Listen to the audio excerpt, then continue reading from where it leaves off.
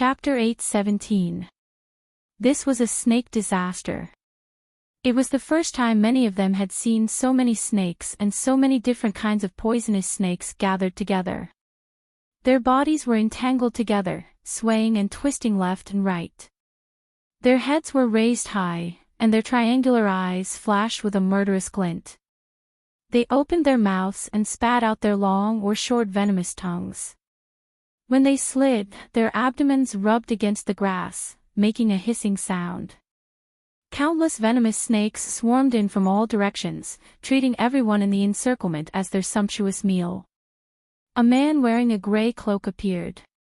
His head was covered with a wide black hat. His face could not be seen clearly, but his gloomy and sinister aura could be felt. He was holding a flute-like instrument in his hands, and the buzzing sound came from that instrument. Whoosh! Someone among the black-clothed men took out a silver disc and threw out a few of these weapons. No matter how many poisonous snakes there were, they would be corroded into air. "Look, I have helpers too," Bailey Lu looked at Jiang Junling and said, "and I have the advantage in numbers." Jiang Junling smiled and looked at Bailey Lu. He pointed at the poisonous snakes and said, "Do you think that these few poisonous snakes can threaten me? If I just throw a few cockroach number 5, I'm afraid more than half of these poisonous snakes will die, right? Even if there are a few that escaped, I'm afraid they won't have the guts to act violently." Jiang Junling shook his head and said, "If it's just this kind of game, then it's really regrettable. It's too easy to clear the game. Instead, it makes people lose interest in playing. What if I tell you that many of the poisonous snakes in the snake formation have miniature bombs installed on them?" Bailey Lu laughed and said, "Although the power of those miniature bombs is not as powerful as your cockroach number 5, if they explode together with the cockroach number 5, the scene will be spectacular, right?" Bailey Lu pointed at Jiang Junling and said, "You, everyone around you, and me, I'm afraid that no one here will survive." Jiang Junling still had a mocking smile on his face and said, "Do you think I will believe that?" "If I were you, I wouldn't believe it either," Bailey Lu said. "But I don't want to prove anything to you. What should I do? Aren't you afraid of death?" "It's not that I'm bragging, but our Bailey family doesn't have long lives. The more talented they are, the shorter their lifespans. This is because there's no way to cross the threshold of the heavenly Tao realm. Most of them go mad before they die. My talent is the highest in the Bailey family over the centuries. I believe that if I don't step into the heavenly Tao realm, I'll die soon. Before I die, I'll do something good for my friend and perish together with the opponent he hates the most. I believe he'll be grateful to me for life, right?" Jiang Junling's face turned gloomy as he said, "This kind of negotiation method is really original. I really don't know how to refute you. But, if I let him go just because of your threat, won't it be a joke if it gets out? This is the problem you need to consider. Others can't help you." Bai Lilu crossed his arms in front of his chest, looking like he was not anxious at all. "But you look like you're in a dilemma. Let me tell you that there is a bomb in the snake formation. Although you are suspicious, you will not dare to play with your life. Although you don't want to admit it, in your heart, you must think that you're superior to us. If the person standing in front of you was Fang Yan, and you were asked to perish together with him, you might think that this matter can be considered. But the person standing in front of you is me, Fang Yan's two good-for-nothing martial nephews." Fang Yingying and Fang Haohan looked at each other, thinking, "How are we good for nothing? We're already very promising, all right. You feel that it's unfair in your heart, right? You feel that dying in such a way is too unfair for you. But you also know that the longer this matter drags on, the more advantageous it is for us. If you can't get rid of us in the shortest time possible, then more people will come to help. You're no longer young Master Jiang, but a wandering ghost that was chased out of the Jiang family. But don't forget, this is Flower City, there are countless of Du Qing's brothers and good friends here. You kidnapped Du Qing's goddaughter, wouldn't he fight you to the death?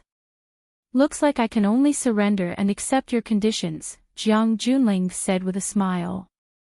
We can also fight to the death and perish together. Jiang Junling looked at the Snake Lord, who was playing the instrument to control the snakes, and said sarcastically, your master died in the hands of Fang Yen. I didn't expect that you would eventually become a lackey under Fang Yen. If the previous Snake Lord knew that his disciple was so spineless, he would have regretted passing the position of Snake Lord to you. The Snake Lord stopped playing, and the venomous snakes began to gather around him. These pointy monsters and the group of black-clothed men with sharp weapons in their hands formed a standoff. The Snake Lord looked at Jiang Junling and said, my current name is Fang Shida. I am a member of the Fang clan. Oh. Fang Shida. A good name. The sarcasm on the Snake Lord's face became even stronger. You're wrong. The Snake Lord looked at Jiang Junling and said. Even if my master was still alive and knew that I was working for Fang Yen, he wouldn't be disappointed in me. You don't understand snakes, and you don't understand the lineage of the Snake Lord. Although we are the Snake Lords, in the eyes of humans, aren't we still beasts that can't be shown in public? You, and the people around you, when did they ever see us as humans? Including my master, when he was working for you, didn't you also see him as a killing weapon, a beast that you ordered around? I'm different. I can sense Fang Yan's kindness, and I know that he is sincerely thinking for my sake. He returned me the snake eye long ago, and as long as I am willing, I can leave or rebel at any time. But it is also because of this that I know that he sees me as a friend, as a brother. I have freedom, I have dignity, and I can also feel warmth from humans. I already have much more than my master, so how could he regret passing the position of Snake Lord to me just because I'm living so well? Didn't we pass down the torch so that one day, the Snake Lord lineage can be upright and honorable people? The Snake Lord still spoke with a thick Xiangxi accent, and because he didn't usually speak much, his ability to express himself was a bit shaky. However, because every word he said came from the bottom of his heart, it made others feel that he was very sincere and that every word he said was from the bottom of his heart. He was very satisfied with his current state, and he was very grateful for everything he had right now. Clap, clap, clap, Jiang Junling applauded again and again, then looked at the Snake Lord and said, then I really have to congratulate you. Let him go, the Snake Lord said coldly. He stared at Bai Xiu with his snake-like triangular eyes and said, or be torn to shreds by them. After hearing what you said just now, I feel that you and Fang Yen are really a pair of brothers who have gone through life and death with each other. I'm so envious. Jiang Junling chuckled and said, but as a brother, you're living a comfortable life. Haven't you thought about your poor little sister? Jiang Junling clapped his hands and said, bring her out. As soon as he said that, the metal door of the makeshift house was pushed open again. Two men in black helped a woman out, one on the left and one on the right. The woman's right leg was already lame, so it was extremely inconvenient for her to walk, and her lame leg was almost dragging on the ground. His head was lowered, and his long hair covered his entire face, making it difficult for others to see his appearance. Thump, the two men in black threw her to the ground, and the woman lost her balance and fell to the ground. She seemed to still be conscious, and her body was still wriggling. She tried to get up, but because her hands were cuffed by the genetic hand, and her leg was seriously injured, she failed several times. The Snake Lord's hands were clenched into fists, and the veins on his hands were bulging. He clenched his teeth, and the muscles on his face kept twitching. Even though he hadn't seen the woman's face, he already knew who she was. How could he not know who she was? That was her, his entire life. He had always thought that they would live together forever, 1 life, 2 lives, 3 lives, or even 10 lives without being separated. But she fell in love with a man who shouldn't have loved her, and he himself was heartbroken by him. He thought that the two of them would never meet again after the last time they parted. He thought that he had a new life, and she should also have her own. Occasionally, he would think about where she went. Was she doing well now? But he never thought that she would live like this, that she would live such a miserable life. Jiang Junling looked at the Snake Lord and said, "You should find her familiar, right? Maybe she's a little different from the woman you knew before, but I promise you, she is the person in your heart." Jiang Junling took out a silver box from his pocket, shook it in front of the Snake Lord, and said, "If you aren't nearsighted, you should be familiar with this thing, right?" He walked in front of the woman and grabbed her hair. He pulled her head up and said to the Snake Lord, "I can prove to you that I have never played a joke on you." The woman's face was covered in bruises, indicating that she had suffered a lot before. The most terrifying thing was that her left eye socket was empty, like a tree pit that should have carried a big tree. Now that the tree had been uprooted, only the big pit was left to prove that the tree had once existed. "Sister," the Snake Lord screamed. Chapter 8:18. Before Bailey Lu came to watching, Fang Yan gave him 3 words: "Be careful. Be careful. Be careful." Fang Yan stirred up the situation in Yanjing and manipulated the overall situation. But he still had to save his friends. Fang Yingying and Fang Haohan's search finally found some clues. Fang Yan was too busy to attend to other matters, so he let Bailey Lu come over to help with the matters here. Fang Yan once talked to Bailey Lu about Jiang Junling. His evaluation of Jiang Junling was, Jiang Junling is above average, and he has no bottom line. Bailey Lu thought for a few seconds and finally understood the subtext of Fang Yan's words: Jiang Junling is a smart bastard.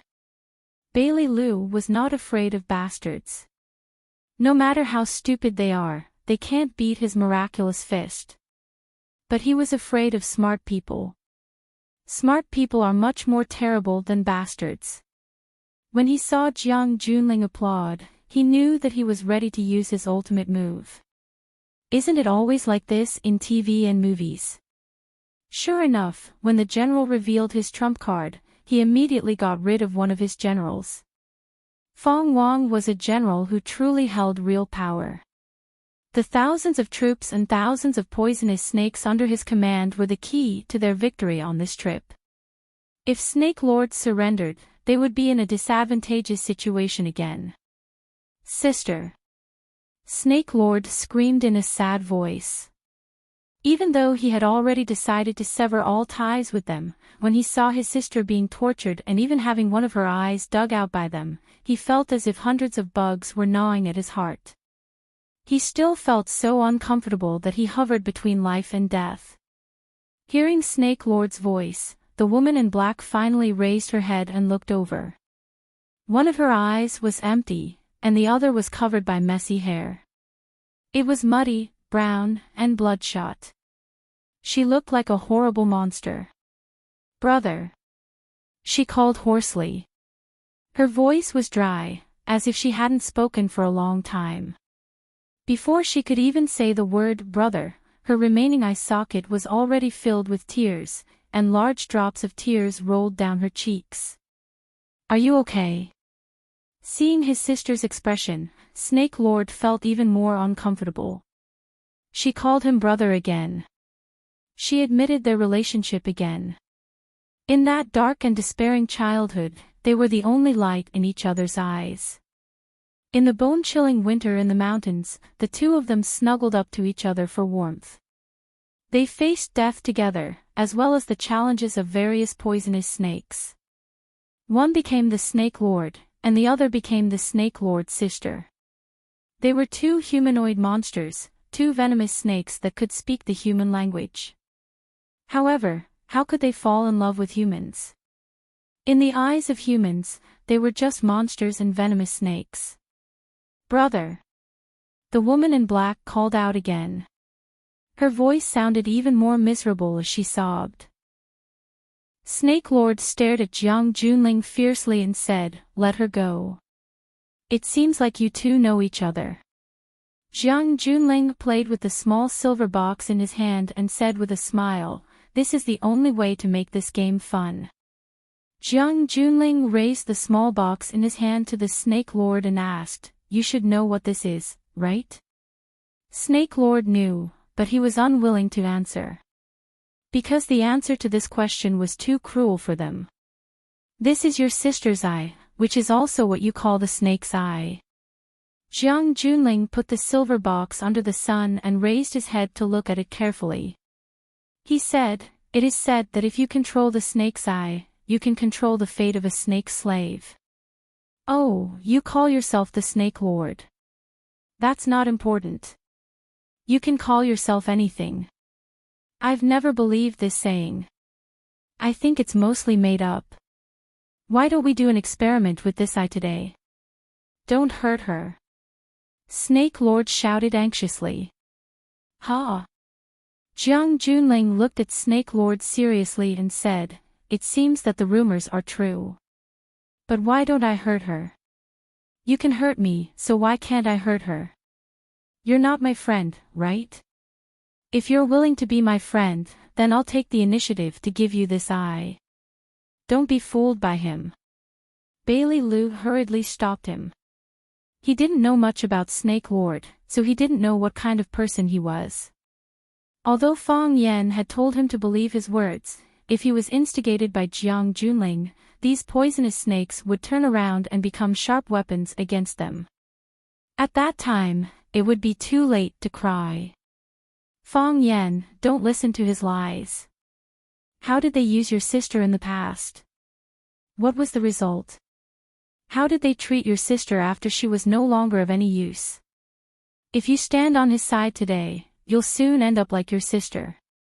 At that time, not only will you not be able to save your sister, but you'll also lose your life." "I understand." Snake Lord glanced at Bailey Lu and said in a hoarse voice, "I understand. I know what kind of people they are, and I know what they want to do. In their eyes, we're just playthings that they can manipulate. That's how my master died. My master's master died the same way. They know the skills of us snake keepers, so they secretly sent people to Xiangxi to look for us. They never treated us as human beings. Except for Fang Yan, no one treats us as human beings." Bailey Lu was speechless. For a long time, he actually had a strong rejection of Snake Lord in his heart. He always felt that this person was very dirty and very poisonous, different from the warriors who practiced martial arts in the open and aboveboard. They walked the unorthodox path. According to martial arts novels, they belonged to the evil path, and they were the targets of the righteous people who wanted to be eradicated. She hadn't expected Fang Shi to be fully aware of all this, but he had never shown any signs of abnormality. Perhaps in his heart, it was enough to have Fang Yan's approval. "But, she's my sister. I can't not save her," Snake Lord said firmly. "What a deep sibling love. This kind of brother is touching," Jiang Junling said with a smile. "You're an expert in raising snakes. You know how to save your sister. As long as you do it, I'll return the snake's eye to you. And I'll let you leave with your sister, and we'll never see each other again." "Fang Yan, think about it carefully." Bailey Lu's expression was serious, and his eyes emitted a frightening light. If they were bitten by this venomous snake today, their entire army might be annihilated. "Fang Yan, how can you do this? Have you forgotten what Junior Martial Uncle did to you?" Fang Yingying shouted. "You traitor! A snake is a snake. It can never be as loyal and unyielding as a human." Fang Haohan hated this kind of despicable behavior to the bone. How could he betray someone just because he wanted to? Snake Lord's eyes were filled with pain, and the yellow muscles on his face kept twitching. His body slowly lay down, and his eyes looked at his sister who was sitting on the ground. He made hissing sounds. Snake Lord's younger sister was also lying on the ground, hissing in the same manner. Their movements were like snakes, and their voices were like snakes. At first glance, it seemed like two human-shaped snakes were talking in snake language. Hiss, hiss, hiss, hiss. Snake Lord's eyes were filled with tears. Hiss, hiss, hiss. Snake Lord's sister nodded at her brother, and her surviving eye was also crying. Hiss. Snake Lord made a very sharp sound. Hiss. Snake Lord's sister responded with the same sharp sound. Snake Lord looked at his sister with gentle and loving eyes, and a buzzing sound came from his mouth. A fiery red scorpion crawled out of Snake Lord's body. The scorpion shook its head, as if it had just woken up.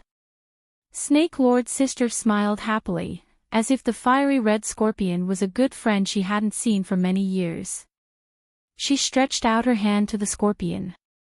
The scorpion looked at Snake Lord, and quickly crawled towards Snake Lord's sister. Then, it jumped and stood on the palm of Snake Lord's sister. Hiss, hiss, hiss. Snake Lord's sister said something to the scorpion. The scorpion made a hissing sound, and its body retreated as if it knew something terrible. Snake Lord's sister held the scorpion tightly, and then stuffed its head and body into her mouth. Hiss, hiss, hiss, the scorpion's tail swung desperately, and it used its poisonous stinger to slap Snake Lord's sister's face and other parts of her body. Snake Lord's sister looked at Snake Lord, and her face was filled with joy and reluctance to part forever. Gotcha! A crisp sound was heard. Fire Scorpion's tail slapped even more fiercely, and then it raised high, maintaining that posture, and could no longer be put down. Snake Lord's sister's face showed a painful expression, and dark red scorpion blood flowed out of the corner of her mouth. Gotcha! Gotcha! She chewed hard, and then rolled the whole scorpion into her mouth and swallowed it. Gulp! Her throat squirmed, and then her body swelled up like an inflated balloon. Paw paw paw. Her body made a sound like popping beans, and the blood in her body seemed to be boiling. Blood flowed out of her 7 orifices, and the blood that flowed out was steaming and bubbling. Brother! Snake Lord's sister's body softly collapsed to the ground, and her weak eyes were still tightly grasping her brother. She hated this world, but she liked her brother. She thought that she had lost him forever, but she didn't expect to see him again before she died. This was really the happiest thing in her life. I saw Master. Chapter 8:19. Even when the body became stiff and motionless, the swollen area still did not subside. Thick hot blood flowed out of the eyes, mouth, nose, ears, and other parts of the body. It was clear that the fire scorpion's toxicity was so great that it could boil a person's blood. Everyone stared blankly at this scene. No one had thought that things would develop in this direction. Didn't he say that he would be a shameless traitor? Didn't he say that he would save his sister? Why did things end up like this? The elder brother used a fire scorpion to poison his sister to death. Bailey Liu's expression was extremely ugly. Only now did he realize that he had misunderstood Feng Yu. The reason why he said that he would save his sister wasn't to save her life, but to save her dignity, to save her freedom, and to save her freedom. Because he could see that his sister was living a life worse than death. When the snake monarch had communicated with his sister in snake language just now, he had already forgiven her for her previous actions. They had confessed with deep affection, but were reluctant to part. They raised snakes, served snakes, and understood snakes. They manipulated the snakes, and the snakes manipulated them. It was in their nature to walk freely, unwilling to be bound by any kind of restraint. They were ruthless, vicious, and vengeful, but they also had their own feelings, as well as the ideals that they pursued all their lives. They needed dignity. Since the beginning of history, the snake monarchs of every generation had been reduced to killing tools for powerful people. They used their snake-controlling skills to achieve their own various goals. Even the current snake monarch's master had encountered the same fate. However, when had they ever considered the feelings of the snake monarchs? Bailey Lu once again thought of Fong Yan's words. Fong Yan had told him that he could trust Fong Yu without reservation. He thought that if Fong Yan was here, he would definitely be able to handle it well. His perspective was still far inferior to Fong Yan's. Fong Yingying and Fong Haohan looked at each other. Just now, they had been insulting and attacking the Snake Monarch, worried about what would happen to them if the Snake Monarch betrayed them. In the blink of an eye, he had played such a jaw-dropping show. They were not stupid. They could see the Snake Lord's feelings for that woman. They knew that he loved her deeply. However, in the end, he did such a thing. He chose them, chose Fong Yan, chose justice and loyalty. Fong Yingying and Fong Haohan were about to cry. They felt sorry for Snake King. They also sympathized with the Snake Lord because they knew that the Snake Lord's only family member was dead. Of course, they were now very willing to be the Snake Lord's family member. Jiang Junling's face turned livid. He stared at Snake Lord with sharp eyes and said in a cold voice, "Are you kidding me? Do you know that? You missed your last chance to save your sister and yourself. I'm not messing with you." The Snake Lord was still kneeling on the ground, staring at his sister without blinking. His sallow face was filled with grief. "I know what kind of person you are. I've heard too much about people like you before I've even met you. In this world, there's nothing you can't do. If I stand on your side today, my friends will be killed by you. You won't let me go, and you won't let me leave with my sister. Maybe my sister can live for the time being, but she won't live for long. Because when you find that I'm of no use to you, you'll throw me away with her, just like you did to my sister before. My sister will die, and I will die too. It's just a matter of time. It's just that the time of our death will be after we've been manipulated by you to do more evil things." Jiang Junling's eyes were as cold as ice. He stared at Snake Lord's body as if he wanted to pierce countless holes in it. "So, you didn't hesitate to kill your sister with your own hands?" "No, I didn't want to kill her. She wanted to die." Snake Lord finally raised his head, looked at Jiang Junling, and said, "She was full of hope for life and yearned for the outside world. The last time we met, she fought with me for a man. She said that she wanted to stay outside. She didn't want to go back to the gloomy and uninhabited mountain village. But she regretted it. Just now, she told me that she regretted coming out. She hoped that she could stay in the deep forest for the rest of her life. She didn't have to face anyone, nor did she have to hide from anyone. She didn't have to always feel that she was inferior to others. She didn't have to accept people looking at her as if she were an animal. She was more willing to be with those poisonous snakes and beasts, because she said that they were 100 times, 1,000 times kinder than humans." Snake Lord got up from the ground and patted the dust off his gray robe. He looked at Jiang Junling and said, "Now, let's put an end to it." "Put an end to it?" Jiang Junling sneered. "What right do you have to put an end to it? What right do you have to say that to me? Who do you think you are? You are nothing but an ugly stinking bug. Snake Lord. That's the biggest joke in the world. Do you think that you sacrificed yourself for Fong Yan?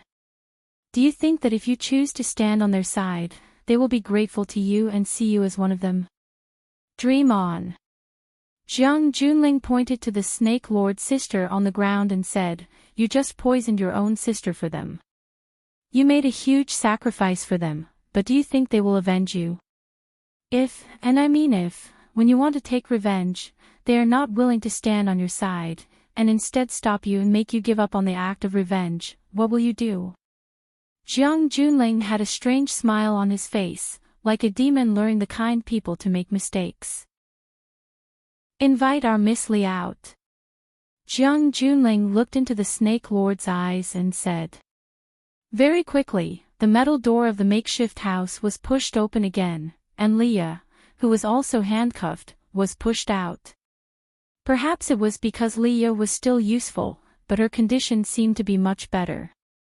Although her hair was messy, her clothes were untidy, her face was pale, and her face was haggard, but at least her limbs were still healthy and safe. Leah's eyes were lifeless, and only when she saw Fong Yingying and Fong Haohan did she shine with a strange light, and shouted excitedly, "Fong Haohan." Then, he saw that Fong Haohan was also being held hostage, and became a hostage like him. "Xiaoya." Fong Haohan grinned. As long as he saw Leah, he would be extremely happy. Of course, this was a common problem for men. Seeing a beauty made them extremely happy. "Why are you here?" Leah asked. "I'm here to save you," Fong Haohan said. "Me too," Fong Yingying added. Then he smiled awkwardly and said, "I almost succeeded in the rescue." Leah was already too lazy to talk to these two fellows. She had never even seen them before. How could she have the nerve to say that the rescue was almost successful? Looking at the current situation, did this look like a successful rescue? Also, what was going on with that pile of snakes? After experiencing this kidnapping incident, Leah was already used to many things. Even if she had to sit at the same table as a dinosaur tomorrow morning, she wouldn't be surprised.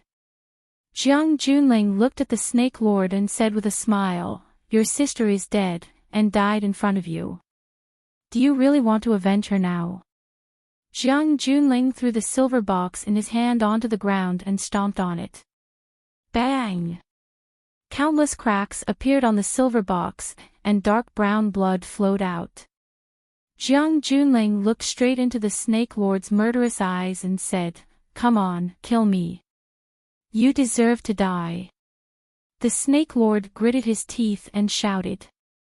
His clenched fists made cracking sounds, and he looked at the general's token with eyes that were about to bleed. The Snake Lord once again put the strange instrument to his mouth and blew it, making a whooshing sound. This time, the tone was much more intense than before, and the poisonous snakes that were controlled by the music became even more restless. They hissed and slithered towards Jiang Junling's direction. Jiang Junling grabbed Leah's hair and used her body to block in front of him. Jiang Junling looked at the Snake Lord coldly and said, "Come, as long as you dare to let those poisonous snakes near, I will blow them into pieces." "No," Fong Haohan said anxiously. I'm willing, big brother, please don't hurt Xiaoya." Fong Yingying was also very anxious, and said, "I'm willing. Leah is Du Qing's goddaughter. Du Qing is Junior Marshal Uncle's good friend. Junior Marshal Uncle hopes that we can save her. You must not act recklessly." Bailey Lu's mouth opened, but he couldn't say anything. He had already misunderstood the Snake Lord once, and in the end, the Snake Lord had poisoned his own sister to death in order to protect them. Now that the Snake Lord wanted to avenge his sister, could he stop him? However, if he didn't stop him, would he really let the Snake Lord control these poisonous snakes to attack Jiang Junling? And then watch helplessly as the general order blasted Leah into minced meat? If that was the case, how would he explain it to Fong Yan? How would Fong Yan explain it to Du Qing? Bailey Lu had heard from Fong Yan that Du Qing had voluntarily surrendered himself to the police for his goddaughter, but in order to protect Fong Yan and the others, he had gritted his teeth and refused to let go. He had suffered a lot in prison, and even his life was in danger. "Come on!" Jiang Junling roared at the Snake Lord. "Come on, come and kill me. Didn't you want to avenge your sister? Why don't you do it? Just like how you just poisoned your own sister. Come on, do it." Chapter 820. What? Have you forgotten how your sister died? Don't you hate me anymore? Is this the backbone of the Snake Monarch Snake Slave clan? No wonder you can only be slaves, because you can't even stand up. You can only be reptiles forever. The Snake Monarch's eyes burned fiercer, and the whimpers from his mouth became louder. The poisonous snakes lost their minds under the influence of the song of the frightening snake. They bared their fangs and hissed as they attacked Jiang Junling and the black-clothed men around him. "Paw!" Some of the black-clothed men fired at the approaching poisonous snakes, smashing the huge snake's head. Blood splattered everywhere, but this only enraged their companions even more. More poisonous snakes rushed over, and more black-clothed men fired at the snake formation. Paw, paw, paw, the sound of gunfire was dense and incessant. Jiang Junling had a mocking smile on his face. "Why don't you let those poisonous snakes attack me?" "What? Are you going to let me go? But don't forget, I was the one who forced your sister to die, or are you forced by their feelings and have already given up on the idea of revenge?" The snake monarch's forehead was dripping with sweat. The veins on his hand that was holding the instrument were bulging, and it was already trembling violently. The music he played was sometimes loud and sometimes soothing. The poisonous snakes sometimes advanced with bloodshot eyes, and sometimes looked around blankly, not knowing what to do. Everyone could see that Fong Wang was very hesitant at this moment. He wanted to kill Jiang Junling, and he had to kill Jiang Junling. Because that was the only way he could avenge his sister. But he couldn't kill Jiang Junling. Jiang Junling had Liya as a hostage, and he knew better than anyone how important Liya was. She was Du Qing's adopted daughter. Although there was the word adopted in her name, Du Qing regarded her as his own. Du Qing and Fong Yan were brothers. Du Qing was the reason why Fong Yan was able to control Flower City. Most importantly, Du Qing went to jail for Liya, and in order to protect Fong Yan, he refused to let go. He clenched his teeth and refused to drag Fong Yan into this mess. Just based on this, Fong Yan owed him a huge favor. Otherwise, would Fong Yan have the chance to run to Beijing to ask for reinforcements? He had been locked up with Du Qing a long time ago. He could hear the concern that Fong Yingying and Fong Haohan had for Liya. He also knew that Bai Lilu also did not want him to do anything that would endanger Liya's life at this time, but his sister was dead. His sister had been poisoned to death by him. Her body was still lying in front of him. Was he going to give up just like that? Was he going to pretend that nothing had happened? He could have taken his revenge. All he needed to do was play this musical instrument to chase those poisonous snakes away, and he would be able to do what he wanted to do. Why couldn't he do that? Liya is a human, your sister is also a human. Jiang Junling was still inciting the Snake Lord's mind. His voice had a seductive charm as he said, "Why is your sister's life inferior to Liya's? Why can't you take revenge for your dead sister? Are you very sad? Are you very desperate? Did you only realize at this time that Fong Yan and I are no different? I use force to use people, but Fong Yan uses feelings, he uses hypocritical affection to manipulate you. What's the difference? Why do you think that Fong Yan values affection more than me? Is it like this? Isn't it more difficult to use emotions to manipulate people's hearts?" Jiang Junling, the Snake Lord, shouted through gritted teeth. He stopped playing, put the musical instrument to his mouth, and said fiercely, "I will let you suffer the pain of 10,000 snakes biting your heart." Jiang Junling shook his head and sighed. "Now that the opportunity is in front of you, you don't dare to do anything. What's the point of saying these threatening words? Aren't you just asking to be humiliated? Jiang Junling, don't go too far." Bailey Lu knew that Fong Yan had made a decision. In the end, he still chose Fong Yan and chose to temporarily give up the hatred in his heart. For this man, taking a step forward represented bravery. But taking a step back represented wisdom. He chose wisdom and chose to look at the big picture. Bailey Lu finally understood why Fong Yan valued him so much. Why Fong Yan made him trust him wholeheartedly. You understand what Fong Yan's actions represent.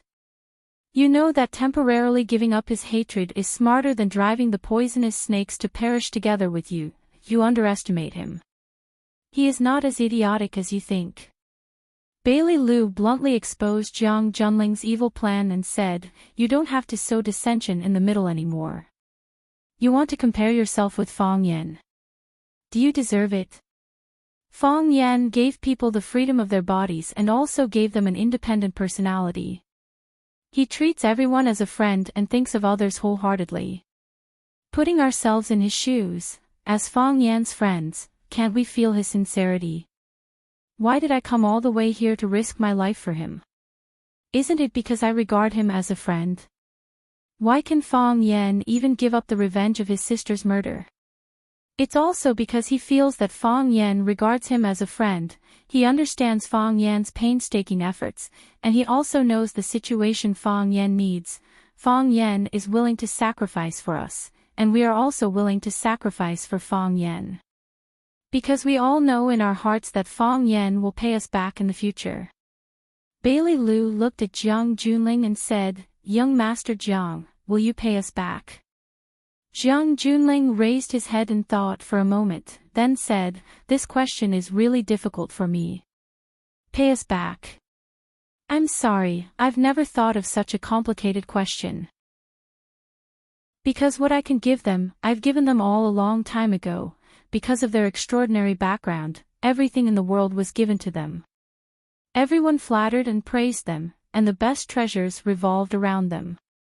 Every time he accepted someone's flattery, those people would be so excited that their faces would turn red, as if they had received a great reward. Growing up in such an environment, who would still talk to him about paying them back? He only needed to accept it, because accepting it was already a kind of kindness." Jiang Junling looked at Bailey Lu and said, "All right, now you don't dare to kill me, so what do you want to do next?" Jiang Junling took out a remote control from his pocket and pressed a red button on it. The genetic handcuff on Li Ya's hand immediately beeped as an alarm. Jiang Junling looked at Bailey Lu and said with a smile, "If you can't leave in 2 minutes, this handcuff will explode her into air. You know that state." "All right, it's already been 30 seconds. Fang Yingying and Fang Haohan looked at Bailey Lu, and the Snake Lord also glanced at Bailey Lu from the corner of his eyes. Obviously, when Fang Yan wasn't here, Bailey Lu had become the most decisive person here. "I want to take the 3 of them." Bailey Lu pointed at Fang Yingying, Fang Haohan, and Li Ya, and said, "Otherwise, I'd rather waste time with you." "What a pity." Jiang Junling looked at Li Ya, sighed and said, "She's quite a beautiful girl. Unfortunately, she has to say goodbye to you forever." It was impossible for Jiang Junling to let anyone take Li Ya away. If Li Ya was taken away, it meant that what they had been doing during this period of time had ended in failure. Jiang Junling was a person who didn't like failure. "Jiang Junling, you should know that if Li Ya dies, you won't be able to live. I know you're not afraid of death, but dying in the mouths of these poisonous snakes isn't the best outcome for you, right? You have to think about Fang Yan. Fang Yan is still alive and well. Didn't you agree to be enemies for life? If you die, wouldn't Fang Yan be too lonely alone?" Bailey Lu urged anxiously. He didn't even hesitate to throw Fang Yan out to attract hatred, so that Jiang Junling would always stay awake and not do anything stupid. His eyes stared at the silver remote control in Jiang Junling's hand, looking at the flashing red button on it. He was burning with anxiety, but there was nothing he could do. He wanted to rush forward and snatch the remote control, but he was worried that the moment he moved, Jiang Junling would resolutely press the remote control. He knew that Jiang Junling was the disciple of Tao addict Song Zaniang. Tao addict Song Zaniang was the most powerful among the 7 addicts. He was even far more powerful than the so-called 3 secrets and 7 mysteries of Taoism. He was one of the top masters in Huaxia. As the disciple of Song Zaniang, his strength should not be underestimated, right? I know what you're thinking. Jiang Junling stared at Bailey Lu and said in a sharp voice, "Believe me, before you do anything, Leah may have died in your hands. I don't want her to die, and I think you guys are the same, so, get out of here immediately. Take those disgusting poisonous creatures with you. Otherwise, I won't have time to cancel the bomb button. Screech. It was the sound of a sharp blade piercing through flesh. Jiang Junling's expression was horrified, and he looked incredulous. He looked down and found that a slender sharp knife had pierced through his chest, and the bleeding blade was exposed to the air. How? Jiang Junling's voice was filled with grief and indignation. There was anger, reluctance, and most of all, it was the unbearable betrayal. He had ambitions, he had a great goal, he still had a great revenge to take, and he still had a home to return to. He had a lot of things to do, and he was still so young. But, was it all going to end here? It shouldn't be like this. There really isn't enough time. A man's voice sounded behind him. A big hand reached over, grabbed the remote control from Jiang Junling's hand, and pressed the black cancel button. I never thought. Jiang Junling's mouth was bleeding, and his voice was filled with indescribable grief. It's you. Chapter 821. There was no grace or warmth in that stab. He seemed to be very heartless. It pierced through the back, through the flesh and the gaps in the skeleton, the vital organs, and then revealed the blood-stained blade from the chest. It was a beautiful heart-piercing stab. This was a fatal attack, without any consideration for feelings, and without the slightest bit of mercy. When the knife was stabbed out, it did not think that the person who was stabbed could still live.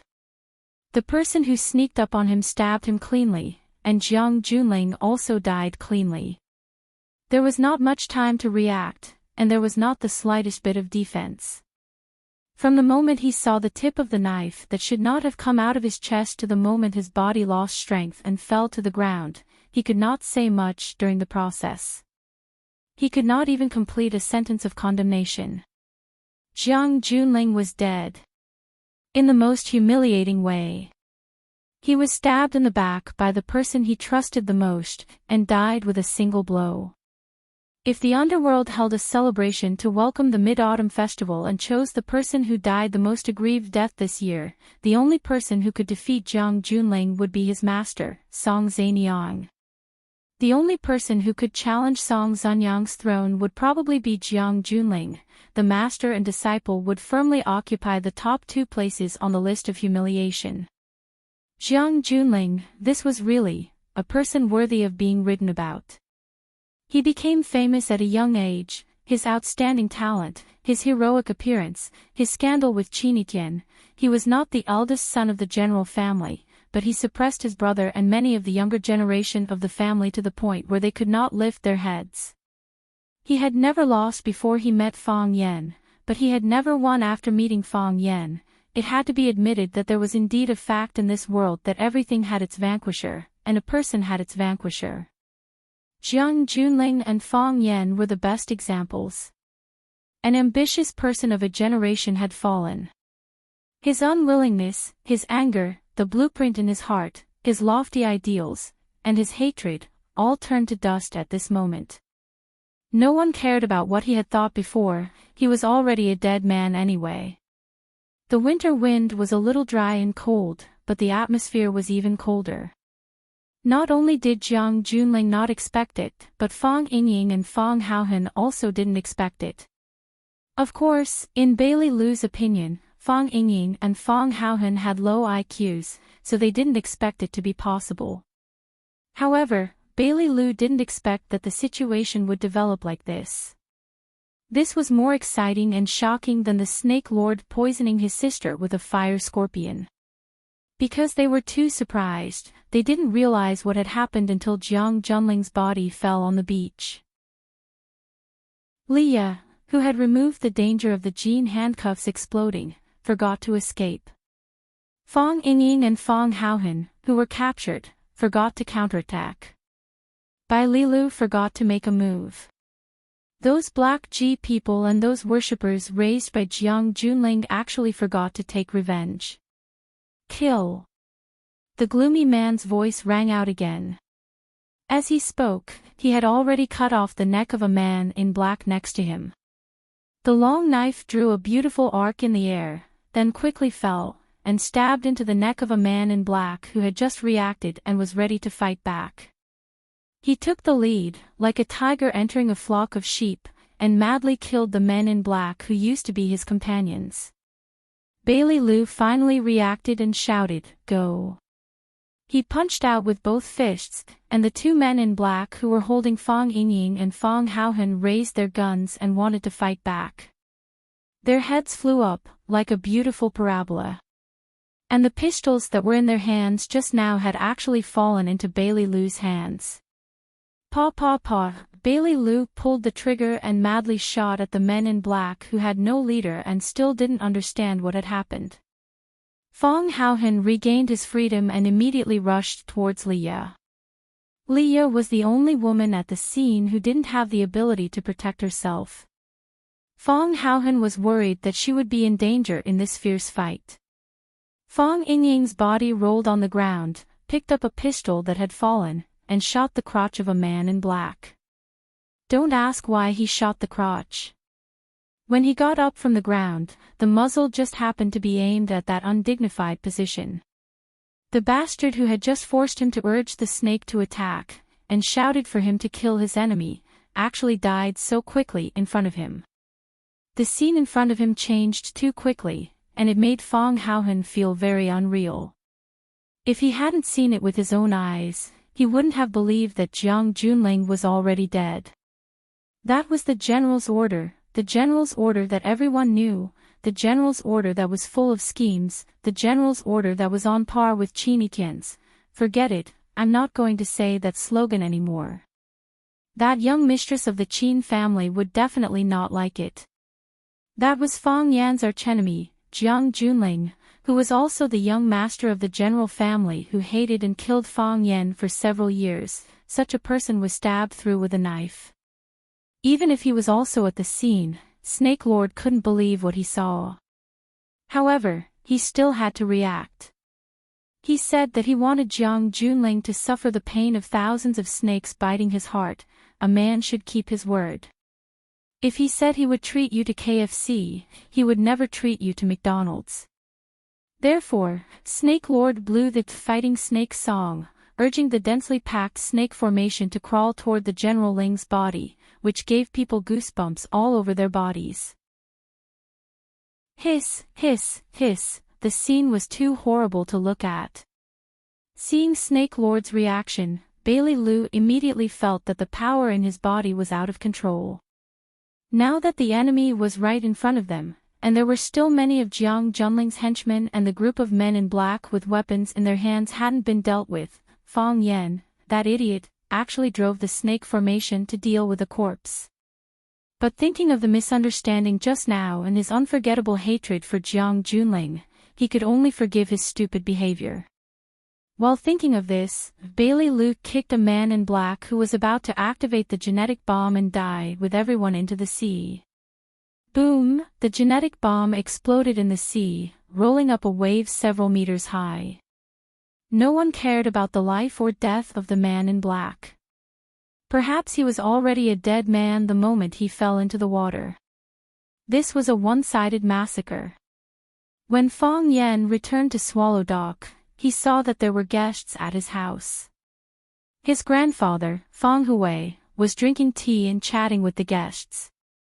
Seeing that Fang Yan had returned, Fang Hui laughed and scolded him, "Kid, you've been away for most of the day. You made Master wait for so long." "Master, why are you here?" Fang Yan asked in surprise. He didn't expect that his master, Tianjizi, would come to Swallow Dock.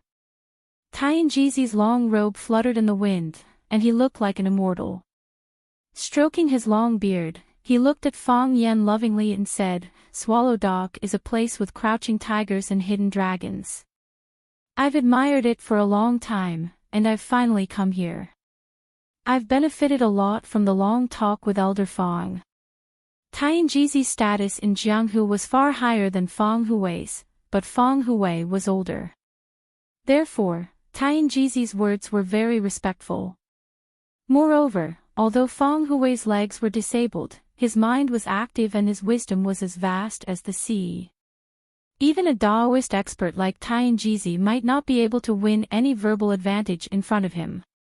Tianjizi said that he benefited a lot, mainly because Feng Hui's way of thinking had affected his thinking. You flatter me, Daoist. I'm old and muddle-headed. Please forgive me if I said something wrong. Feng Hui laughed and looked at Feng Yan, saying, You master and disciple have a chat.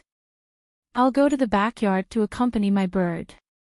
Elder Feng, please wait. Tianjizi stopped him. Feng Hui was about to leave in his wheelchair when he heard Tianjizi's words. He turned around and asked, What can I do for you, Elder Feng? Elder Feng, do you have a leg problem? Tianjizi stared at Feng Hui's legs on the wheelchair and asked.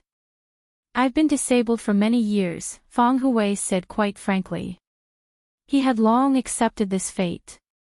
May I ask, what caused it? Tianjizi continued to ask. Feng Yan's eyes lit up and he hurriedly answered, Grandpa was a hero in Jianghu. He was the first to put forward the idea of hard fighting in Tai Chi, and he was also the one who carried forward hard Tai Chi later. He was injured in a martial arts competition and couldn't stand up anymore. Master, can you save my grandpa? Feng Hui's expression changed slightly, and then he asked with a look of surprise, Is this true? Tianjizi smiled without answering and said, Can I have a look? As you wish. Feng Hui said with a laugh. It's already rotten wood and withered branches. It's useless to keep it and inelegant to discard it.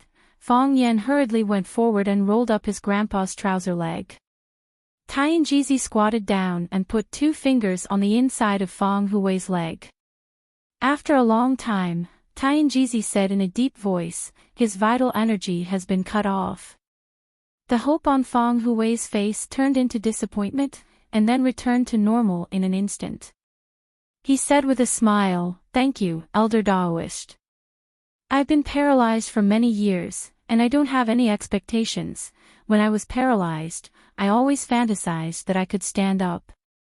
I went everywhere to ask for medicine, hoping for a miracle. But later, I was disappointed too many times, and my heart became cold. Sometimes, people have to accept their fate. Feng Yan didn't give up. He looked at Tianjizi and asked, Master, can you save him? It's not impossible. Tianjizi said with a smile. Let me have a try. Old Master Feng Hui's eyes widened again. Was this master and disciple playing with this old guy?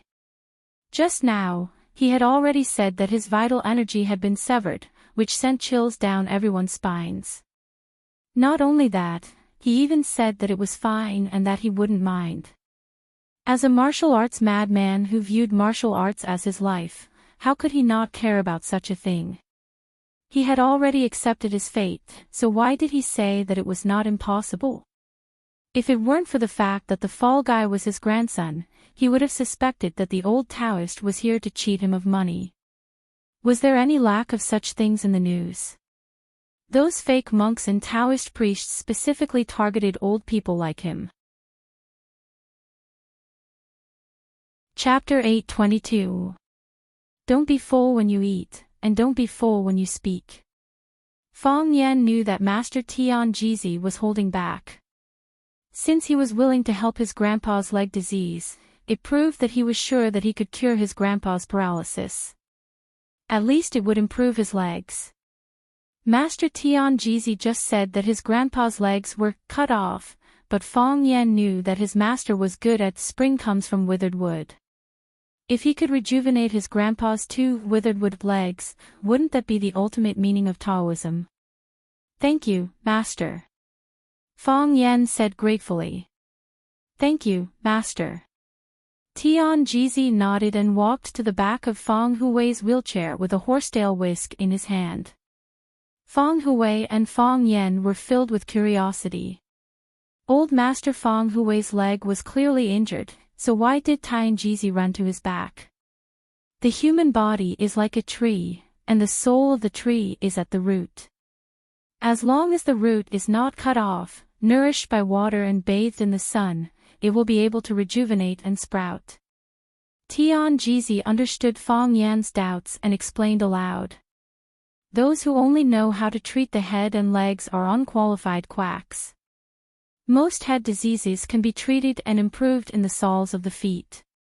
There are many acupoints on the soles of the feet, and each acupoint corresponds to the major organs of the human body. This is also the principle of barefoot health. Tianjizi held the horsetail whisk in one hand and put the other hand flat on the top of Feng Hui's head. As I said just now, Mr. Feng's legs are cut off, and it is very difficult to treat the disease from the legs. Because it is difficult to bear force there, and it is even more difficult to transfer qi. In this way, you can only get twice the result or return without any results. Tianjizi's words were quite instructive to Feng Yan. He glanced at Feng Yan and said, "You must remember." Feng Yan said respectfully, "I understand." Tianjizi nodded and didn't move, but a green light appeared in his palm. The cyan light enveloped the top of Feng Hui's head, as if it wanted to open a hole there and drill into it. A few seconds later, Feng Hui's forehead was covered in sweat. Half a minute later, Feng Hui was sweating profusely. Even his clothes were soaked. Feng Yan was surprised, but he did not disturb him. He was afraid that he would affect his master's treatment because he knew better than anyone else how much his grandfather wanted him to stand up. When Mo Qingdi's tendons were cut, he said that he hated himself for not being able to stand up. When the Feng family was looked down upon and bullied, he said that he hated himself for not being able to stand up. When Feng Yan's father, Feng Yixing, died in battle at the entrance of Swallow Dock village, Feng Yan carried his father's corpse home. That day, Grandpa sat in the wheelchair and didn't say a word. However, Feng Yan would never forget the look in his eyes at that time. His eyes were filled with grief, despair, great guilt, and deep hatred. It was a pair of blood-red eyes. There were no tears, but it made everyone who saw it want to cry. It was also because it was difficult to forget that pair of eyes that Feng Yan blamed himself during the 3 years he was guarding his father's grave. If he had been a little earlier, if he had been a little faster, would he have been able to save his father? Would he have saved Grandpa from the most painful thing in life, where he had to see his son die before him? About 2 minutes later, Feng Hui's body began to tremble. He clenched his teeth to prevent himself from groaning in pain. His hands on the wheelchair kept trembling. His legs, which had been immobile for many years, also began to move. Although it was very small, it was still obvious that they were trembling. They moved. Feng Yan looked surprised. "My legs moved." Old man Feng Hui's eyes were wide open. He felt a boiling hot torrent running through his body. Like red-hot molten steel flowing into a ditch, the blocked blood vessels and acupuncture points in his body were all forcefully opened. Taoism emphasized peace and tranquility, but when it came to treating illnesses, it was overbearing and barbaric. His body was in pain, but his heart was filled with joy. Hearing Feng Yan's voice, he wanted to grin, but because his body was in too much pain, his smile was a little distorted, and it was more like a distorted cry. "They moved," Feng Hui said aloud, his voice becoming hoarse. "I felt them move, this pair of old companions. We haven't been in contact for many years." When old Master Feng Hui's hair stood on end, some of them looking like they were about to be scorched, Tianjizi finally retracted his palm. He exhaled, then looked at Feng Yan and said, "Elder Feng's body is weak, and it's difficult for him to bear too much aura of the azure bull at one time. If you force yourself to hold on, you will only faint. Let's call it a day. Elder Feng, have a good rest. Don't take a bath, just find a clean towel to wipe your body." Feng Hui knew that what Tianjizi said was the truth. Although he desperately endured for the sake of his dignity and treatment, if he persisted, his physical strength would be exhausted, and he might not be able to escape the consequence of fainting. It was good to have a temporary rest. However, he was still a little unwilling in his heart. If his legs could be cured in one go, he would be willing to accept fainting. Daoist master, my legs. Feng Hui let Feng Yan wipe the sweat off his face with a towel, then looked at Tianjizi anxiously and asked. I felt them move just now. I'm not afraid of you laughing at me, but for so many years, I couldn't feel their existence. They were like two pieces of wood on top of my body. Just now, I connected with them. I felt a burning sensation. Tianjizi looked at Feng Hui with a face full of smiles and said, Elder Feng, I just helped you clear the meridians in your body. Because it was the first time I did this, the effect was the best. The second and third times will be slightly weaker. However, as long as you persevere, Elder Feng's leg disease will definitely be completely healed. I can't thank you enough. Feng Hui sat in his wheelchair and bowed to Tianjizi. Tianjizi stepped aside and said, Feng Yan and I are master and disciple. Elder Feng's actions have messed up the seniority. Elder Feng, please rest, I'll have a few more words with Feng Yan. Go ahead. Feng Hui said with a smile. Feng Yan, take good care of your master for me. Grandpa, don't worry. Feng Yan said with a smile. Feng Hui said goodbye to Tianjizi, then had his manservant, Feng Fusheng, push him to his room in the backyard to tidy up. Feng Yan asked Tianjizi to sit down, then poured him a cup of hot tea, then suddenly knelt in front of Tianjizi and kowtowed 3 times. Tianjizi didn't stop him, but looked at Feng Yan and said, when we confirmed our master-disciple relationship, you didn't kneel to me, why are you kneeling now? Thank you, master, for giving me a new lease of life. Feng Yan said with a serious face. Give you a new lease of life? Tianjizi shook his head and said, it's just to treat my leg disease.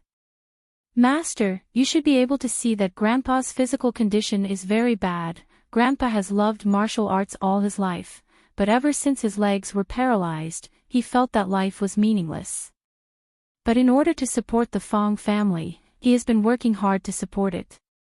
Ever since my father died tragically at the village entrance 3 years ago, his body has suddenly deteriorated, and most of the spirit that supported him has been lost.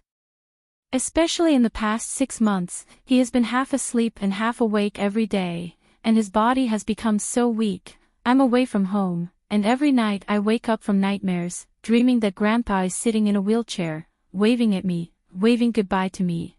If Master can cure Grandpa's leg, if he can stand up again, if he can practice martial arts again, I think his spirit will return, and his life will continue. Our Feng family can no longer have anyone leave, not a single one. Feng Yan's voice was deep and sincere.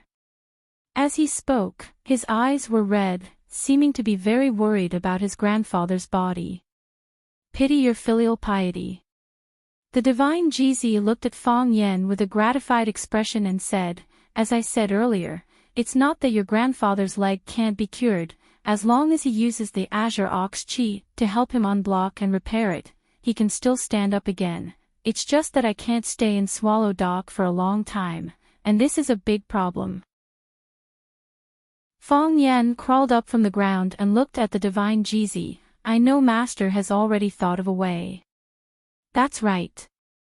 There is indeed a way to solve this problem, the divine Jizi said with a smile. Come back with me and learn my Azure Ox Chi transfer technique, and my spring returns to withered wood. When you return, massage your grandfather every day, and your grandfather's leg will naturally be cured. Since ancient times, medicine and Taoism have been inseparable. At that time, you can also use this technique to help your mother's body. Her chi and blood are also weak, probably because of the worries in her heart that can't be resolved. Feng Yan frowned and said, of course I'm willing to follow Master to learn, but I'm currently trapped in a cage, and there are many things that I have to deal with. It has to do with the Jiang family's coercion. Master also knows about this. There are millions of disciples in the Gate of Tao. It's very easy for me to find out a few things, the divine Jizi said with a prideful expression. Think about it. Is it more useful for you to stay in the outside world and fight against the Jiang family, or is it more effective for you to follow me to the Gate of Tao? If the Jiang family knows that you're following me to the Gate of Tao, some of them will definitely be more cautious, and some things will naturally be done more discreetly. Furthermore, once you join my Gate of Tao, the millions of disciples will be your staunch support. At that time, who would dare to bully you? Chapter 8:23. Taoism was the sect of all Taoists. Confucianism, Buddhism, and Taoism. Although Taoism had declined in recent years and was the weakest of the three, it had a heritage of 1,000 years. However, it had been passed down for thousands of years, so it naturally had a deep foundation. Be it wealth or combat strength, it was not something others could compete with. Even if it was a family of generals that was as wealthy as a nation, if they really offended the Taoists, they might not be able to gain any advantage.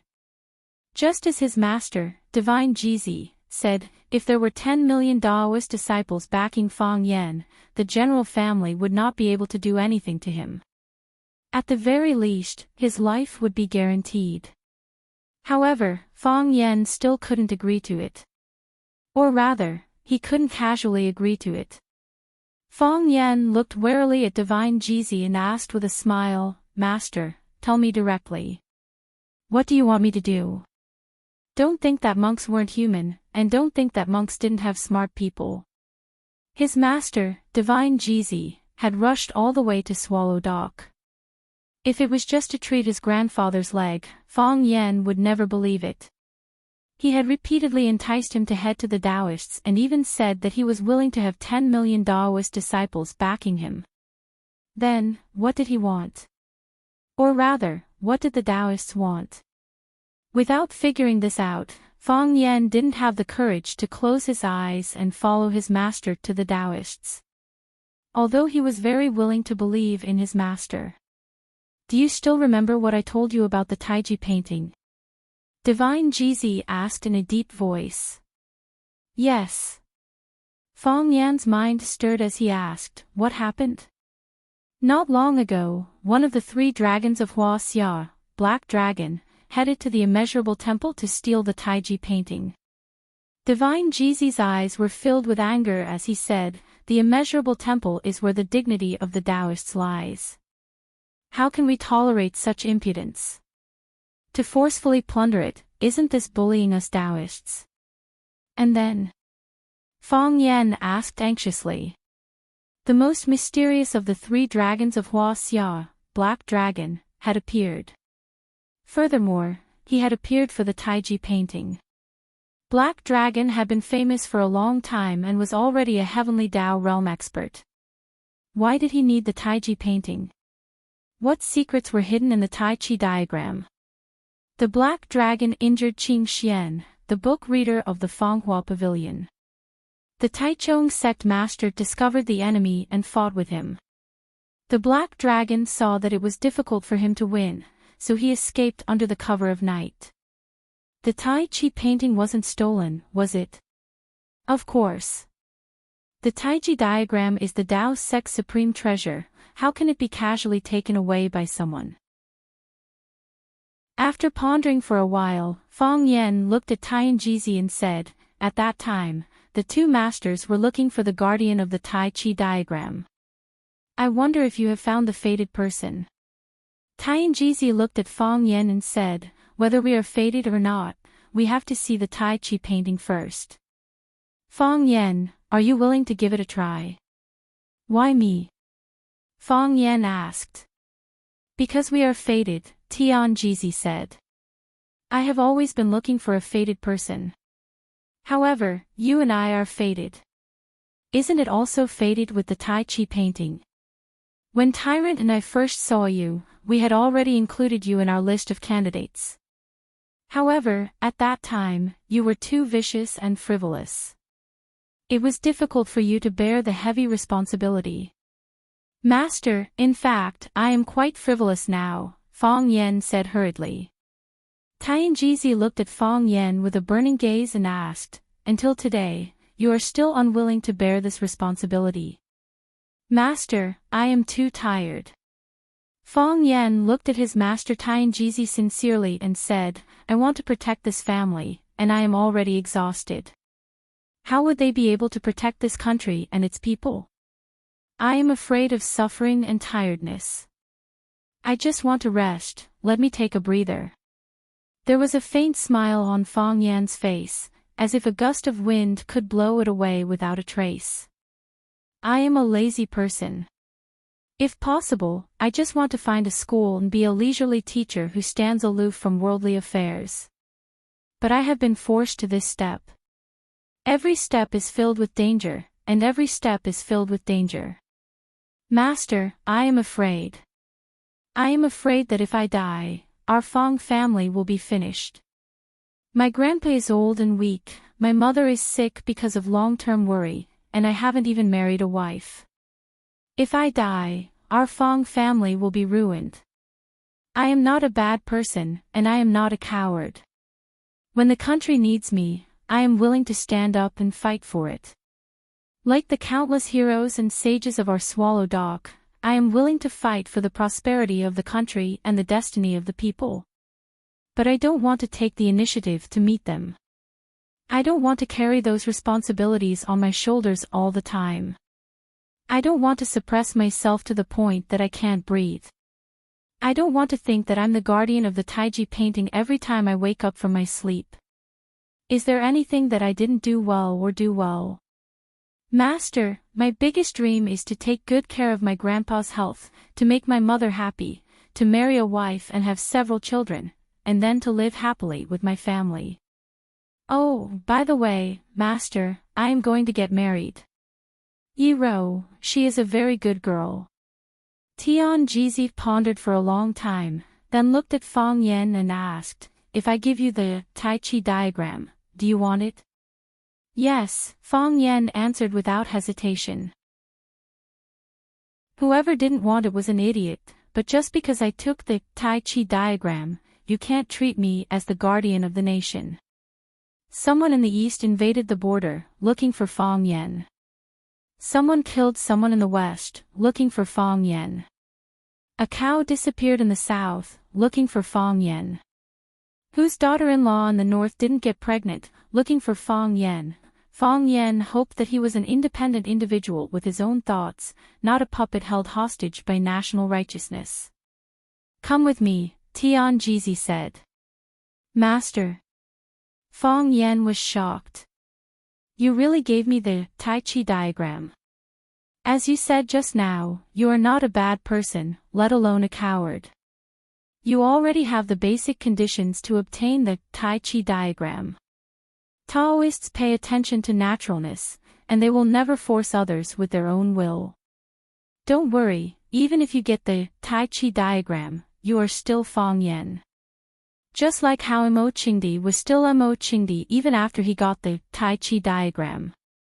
Master, I'm going to pack up now, let's go immediately, Feng Yan said excitedly. Your grandfather asked me to stay for lunch. Tianjizi said helplessly. Is this kid driving me away?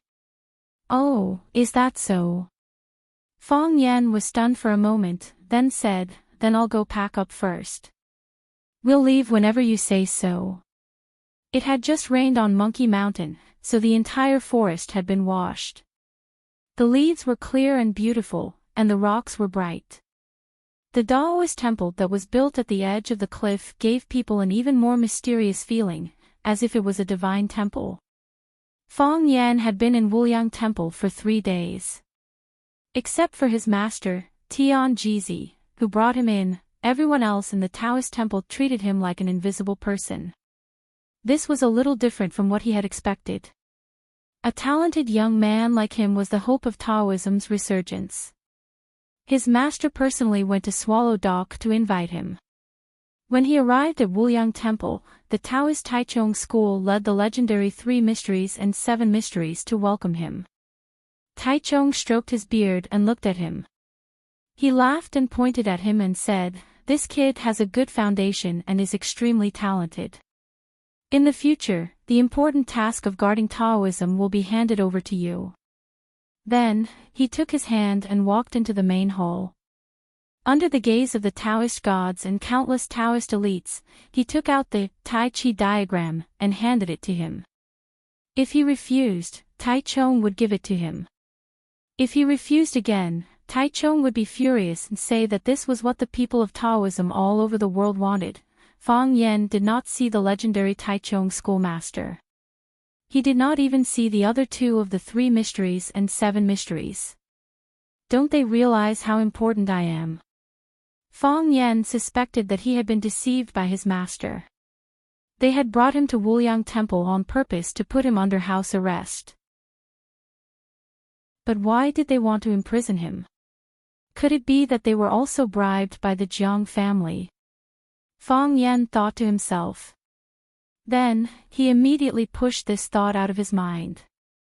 If the Jiang family can even bribe the Taoist sect, then I don't have to resist.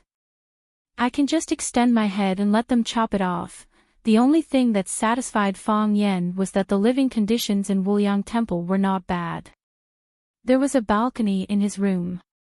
The balcony was suspended in the air, and if he stepped on it, he would see a cliff that was 10,000 feet high. The mountain breeze blew, and the fog lingered. The distant mountains were like an ink painting, decorated with red and green, making people feel relaxed and happy. There was also Wuliang Temple's specialty, ambergris, to refresh his mouth. This kind of tea could not be drunk outside. Fang Yen could not bear to drink too much, so he hid a small pot of tea that the Taoist priest had given him and prepared to bring it back to his grandfather. His grandfather liked to drink this tea, and it was good for his body. Knock, knock, knock. There was a light knock on the door. Fang Yen walked over and opened the door. His master, Tianjizi, was standing at the door with a smile. "Master, you finally appeared." Fang Yen pulled his master's sleeve and said, "Where is the Tai Chi diagram? Didn't you say that you would give it to me?" Tianjizi looked at Fang Yen with a smile and said, "After the rain, the weather is late and autumn is coming. The mountains are beautiful, the scenery is good, and the air is good. Why are you always cooped up in the room? Come, I will take you out for a walk." "Master." Fang Yen was not in the mood to look at the scenery. Chaoyan technology was being attacked by the Jiang family, and the willow tree in Lan Mountain Valley was still resisting the endless methods of the Jiang family. Although the Qin family had gone down the mountain to participate in the battle, their support was limited. The Jiang family was attacking with all their might, and the strength of the 2 was different. Most of the attacks had to be resolved by Fang Yen and the others themselves. Fang Yen only wanted to obtain the Tai Chi diagram as soon as possible, unravel the secrets within, discover the ultimate technique inside, and then quickly return to Flower City to kill everyone. When your mind is in a mess, all you see is negative karma. Tianjizi said unfathomably, "Put down your burden and run to nature." "Master, if you don't give me the Tai Chi diagram, I will run to Swallow Dock." Chapter 8:24. You have no understanding. Tianjizi looked at Fang Yen with disappointment. He was very disappointed with his disciple. "I have said it so bluntly, but you don't understand anything. Master, with all due respect, you are not straightforward at all. What do you want to say? Are you going to give me the Tai Chi diagram or not? Didn't I tell you to go out to see the scenery and breathe the fresh air? I asked about the Tai Chi diagram, but you asked me to see the scenery. Master, don't play with me, okay? I'm stupid. It's not fun." Tianjizi felt that his breathing became heavy. He wanted to use his 12 palms of the celestial master to slap Fang Yen into meat paste. Inexplicably, how did he get such a disciple? If possible, Tianjizi really wanted to return it. If you don't go out to see the scenery, how can you find the scenery you want to see? Tianjizi forcibly suppressed the hostility in his heart with the lousy mind-clearing mantra and said while looking into Fang Yan's eyes. Worried that he still didn't understand, he blinked his eyes cutely. Master, tell me the truth. Are you going to give me the Tai Chi diagram or not? Why did you blink? Tianjizi took Fang Yan for a walk in the yard, muttering, the beauty of heaven and earth is in the mountains, in the water, in the air, in the breeze, in the moon, in the river. In the spring sowing and autumn harvesting, in the frost, in the snow, in the flowers and plants in the yard, and in the big vat in the corner. It's not that there is no beauty in the world, but there is a lack of eyes to discover it. Fang Yan finally had a pair of eyes that could discover beauty. He strode toward the big vat in the corner of the yard. He stood next to the big vat, but there was no movement in the vat. Master. Fang Yan turned around and called out. His eyes searched around, but he found that he had lost his master. Fang Yan was stunned for a while, and his face became dignified. He picked up a small pebble from the ground and threw it into the big vat. The pebbles splashed with tiny splashes of water, and ripples formed on the surface of the water tank. When the ripples disappeared, the mirror surface of the water tank became calm again. Fang Yan craned his neck to look into the vat. The water was pitch black and seemed bottomless. This was just an ordinary water tank. Many people would set up such a large tank in their yard to raise fish or grow some aquatic plants. However, Fang Yan had an illusion that when he stood in front of the water tank, his heart was pounding fiercely, as if there was a dangerous monster hiding inside, or something important was about to happen. Rain began to fall from the sky again, falling into the water tank. Tiny but beautiful ripples appeared on the surface of the water. The bottom of the water tank had green plants growing wildly, and the bottom of the water tank was covered with dense moss. A snail was carrying a backpack and trying to climb a mountain to a water tank. After climbing a few centimeters with great difficulty, it slipped and fell. It shook its head and tried again. However, all of this was meaningless to Fang Yan. He stretched out his hand and opened it in the air. The tiny raindrops made his palm wet. It's raining. Fang Yan sighed softly. When he turned around and was about to leave, the expression on his face suddenly became strange. His heart pounded again, and an emotion called joy filled his whole body. He turned around abruptly and saw a shocking scene. On the mirror surface of the water tank, two big fish, one red and one black, were blowing bubbles with their huge heads. Puff, puff, puff. One bubble after another came out of their mouths and floated on the surface of the water tank. Soon, they exploded again. You guys are so cute. Fang Yan said to them with a smile. Fang Yan looked at them affectionately, as if he was looking at Yiro. The two big fish, one red and one black, blinked their small eyes and looked at Fang Yan. Then, they blew a long string of bubbles at him. Puff, puff, puff. Fang Yan laughed loudly. Crack. The begonia cup made by Kai Mingfu, a porcelain master from the Qing dynasty, was smashed into pieces on the wall. General Xing's face was gloomy, his eyes cold, and there was an irrepressible ruthlessness in his voice. The whole army was wiped out. General Xing's voice was like a roar. How could the whole army be wiped out? Second young master hid very well, but he was still stepped on by Fang Yan's two martial nephews, Fang Yingying and Fang Haohan. The Snake Lord controlled the snake formation to trap second young master. In a moment of desperation, second young master ignited the genetic bomb, so everyone died. Everyone is dead. General Xing panted heavily. He took a cigar from the box in front of him. After carefully trimming it, he lit it and took a deep puff. In the process of doing this, his state of mind finally calmed down. His eyes were like ghosts in the smoke. He looked at the man in black in front of him and said, "What about you? Why are you still alive?"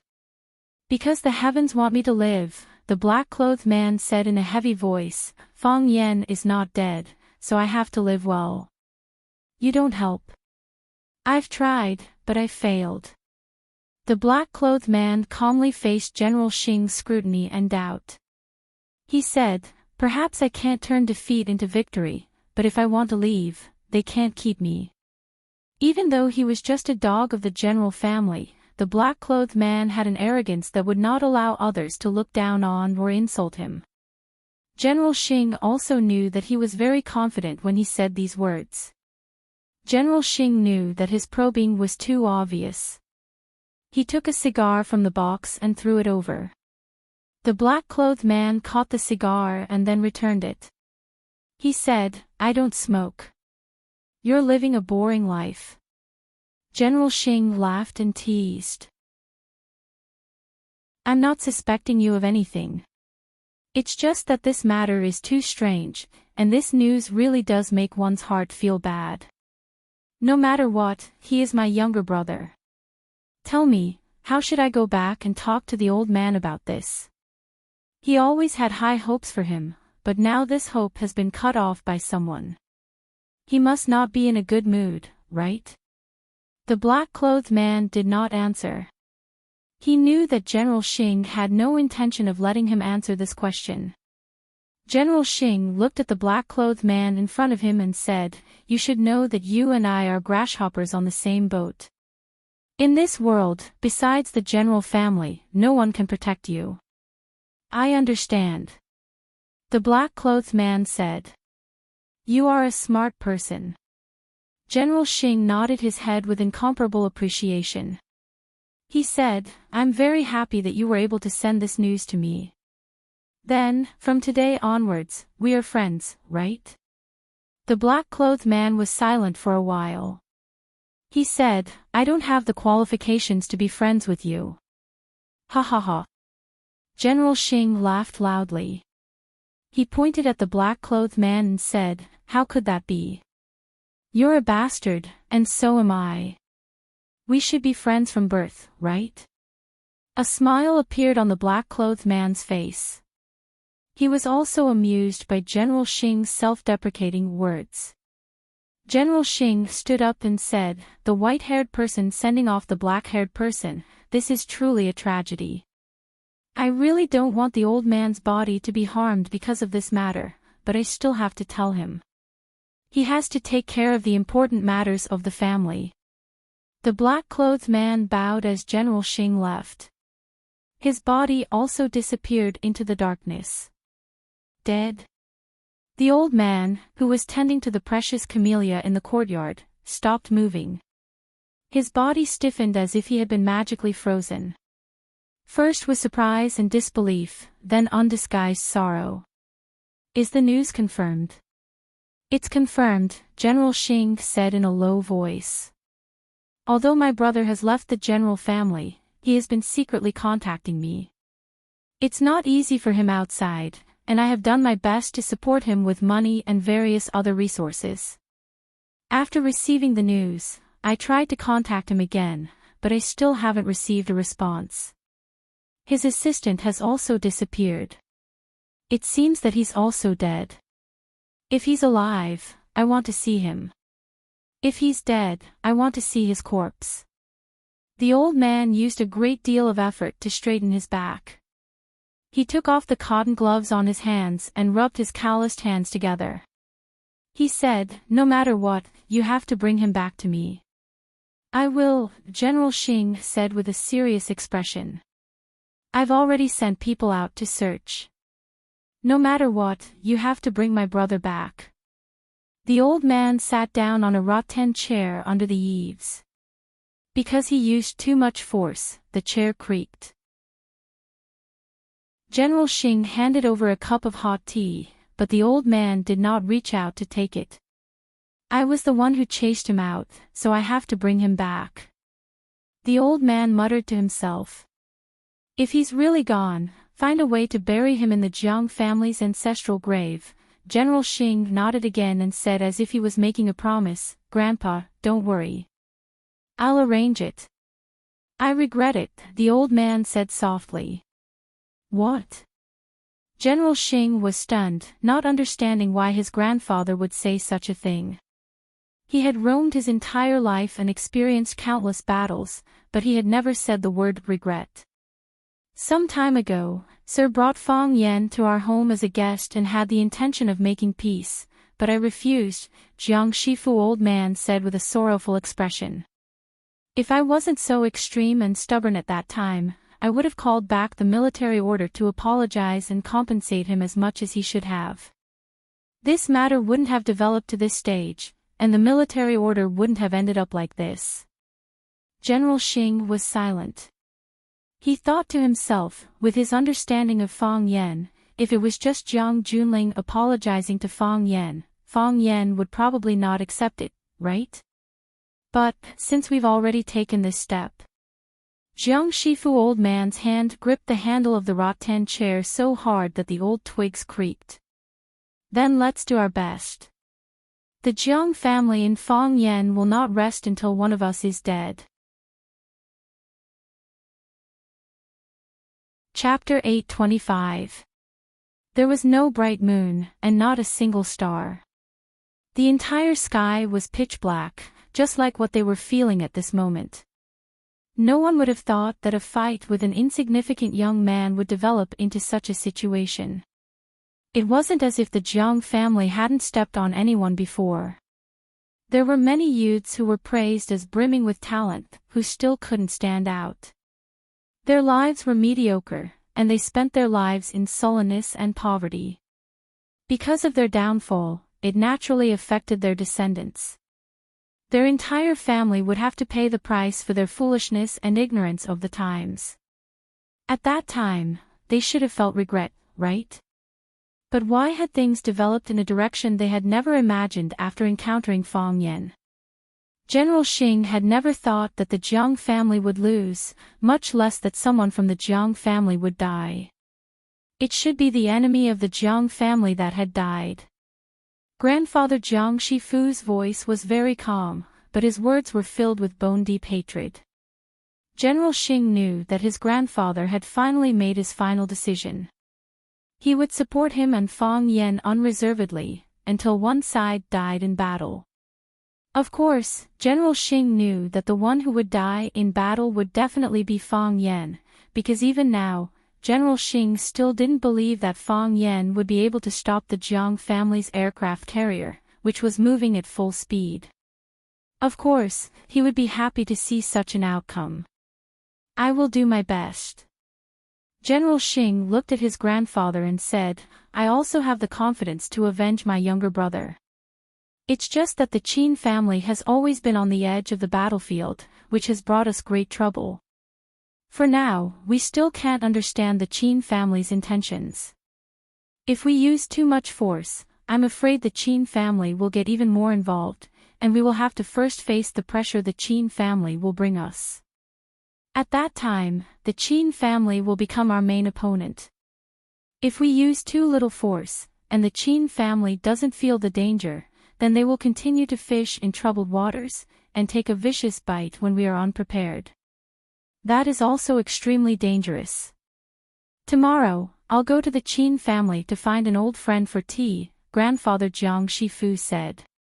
Jiang Shifu said, it's time for you and that girl to give the Qin family an explanation. I'm sorry, General Xing said with a guilty expression. I've caused trouble for Grandfather. Jiang Shifu waved his hand and said, military order, I once had high hopes for him, but he disappointed me later on. I don't want that to happen to you. General Xing's eyes flashed with the light of swords as he said, I will make Fang Yan pay the heaviest price for what he has done. Go. Jiang Shifu waved his hand and said, do your job well and take care of your health. General Xing stood up, bowed deeply to his grandfather, then turned around and walked out the door. After sending off the general, the tigress walked to the old man and said, "Master, who do you think killed the military order?" The old man asked. "I don't know," the tigress said without hesitation.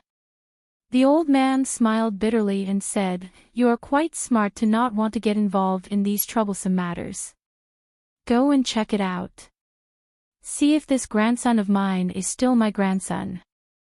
"Yes," the tigress replied and strode away. The old man sat in the courtyard and sighed heavily. He thought of Feng Hui, the old man who also lost his son. When he found out that his son died at the entrance of the village, his mood should be the same as mine, as cold to the bone, right? Winter is coming. Jiang Shifu old man pulled the front of his clothes and sighed softly, Yanjing. Maple Leaf Club. Luo Mingan stood at the entrance of the club, personally greeting every guest. Tonight, Maple Leaf Club will host a charity dinner. The proceeds will be donated to a group of nuns to help them rebuild their temple. This event was personally arranged by the real boss of Maple Leaf Club, Qin Tian. One of the 3 Maple Leaves of Maple Leaf Club, Luo Mingan, was in charge of this event. Luo Mingan greeted the VIPs with a smile as he looked at the elevator. She knew that woman would arrive very soon. But what made Luo Mingan confused was, since when did the Yin family and the Qin family have a relationship? She never heard that the woman from the Yin family had any sort of relationship with the woman from the Yin family. However, such a thing had happened, and she was the one who had to handle it personally. Just as she was thinking about this, the elevator door opened again. Phoenix, dressed in a cyan frock, came out holding an old nun, followed by several other nuns in cyan shirts and hats. Seeing in Xiao Xiao's dress, Luo Mingan was stunned for a moment. Because she didn't know how to greet the young lady of the Yin family. She couldn't just call her Abbess or Master, could she? Of course, she only hesitated for a second. Luo Mingan quickly walked towards Phoenix and said with a smile, "Missin, you're finally here. The 120 invited guests are almost all here. Would you like to go on stage and say a few words?" Phoenix came over with the help of the old nun. She looked at Luo Mingan gratefully and said, "Mingan, you've worked hard. If it weren't for you, it might have taken a long time for my masters and I to return home. I won't go on stage to say anything. I'll recite the Diamond Sutra with my masters and sisters backstage for those generous and kind people. Thank you, Missin. I'll convey your great love to everyone. I think everyone will be enthusiastic and help the masters rebuild the temple and rebuild the Sutra Pavilion." When Luo Mingan said this, her eyes were also looking at Phoenix. She had seen Phoenix once before. At that time, the woman was still proud and willful, with a spirited face and memorable red hair. Now Phoenix's hair was long and wrapped in a cyan hat. Her cheeks were thin, her eyes were deep, her temperament was calm, and she spoke gently. She seemed to be in a good state of mind. However, if the woman of the Yin family wanted to rebuild a temple, would she still need to use this kind of fundraising method? It was said that she and the nuns she brought back had lived outside for a long time and had never stepped into the Yin family. Even if the Yin family went to look for her, she would avoid them. She was hostile to her own family. Phoenix bowed to Luo Mingan and said, "Thank you again, Mingan. Missin, please go backstage and rest." Luo Mingan made an inviting gesture. Seeing Phoenix's slim back as she left with the nuns, Luo Mingan sighed softly in his heart. Why bother? Qin Tian was very busy these days. In fact, she could have been less busy because she was used to handing over a lot of things to her assistants and secretaries. However, if she didn't let herself be busy, she would be in a bad mood. Therefore, she took back the things that had been handed over in the past. For some major cooperation projects, she would personally negotiate. For some dispensable meetings, she would also attend for a while. For some collaborators that she was annoyed with before, she was also willing to take a few minutes out of her busy schedule to meet them. Oh, she even went to the CEO's office to look at the afternoon tea menu. She changed the cheesecake into matcha cake, saying that the former was too fat and not suitable for weight loss. At the end of a full day, when Chinitian was ready to get off work and leave, the phone on the table rang. The assistant next to her picked up the phone and reported to Chinitian, saying, "Miss, there is a Miss Yi at the front desk asking to see you." "What?" Chinitian closed the magazine in her hand. After a moment of thought, she said, "If her surname is Yi, then she must have said that she wanted to see me, not that she wanted to see me. Is that right?" The assistant didn't think it was a surprise, because he didn't think there was anything in this world that could be hidden from this proud and beautiful woman. He nodded and said, "Yes, the secretary at the front desk did say so. Miss Yi asked to see you. Invite her up," Chinitian said. The assistant conveyed the order and hung up the phone. Chinitian thought for a while, got up from the sofa, and said, "I'd better go out to meet her. After all, she is a guest from afar." The personal secretary brought up a pair of high heels and a coat, and the assistants packed up and followed Chinitian out of the door. Ding! When the elevator arrived, Yi Ro appeared in the exclusive elevator for Chinitian. Yi Ro looked at Chinitian, who was standing at the door, to greet her, and her expression didn't change at all. It seemed that this kind of thing was also within her expectation. She looked at Chinitian and explained, "I thought you should be here, so I came to meet you. I hope I didn't disturb you." Chinitian nodded, like a proud little swan, and turned around and said, "Please come with me." After entering the office, she said to the secretaries and assistants around her, "You can all leave now. Don't come in without my order. Miss, do you want some tea? Or coffee?" the secretary asked with embarrassment. "No need," Chinitian said.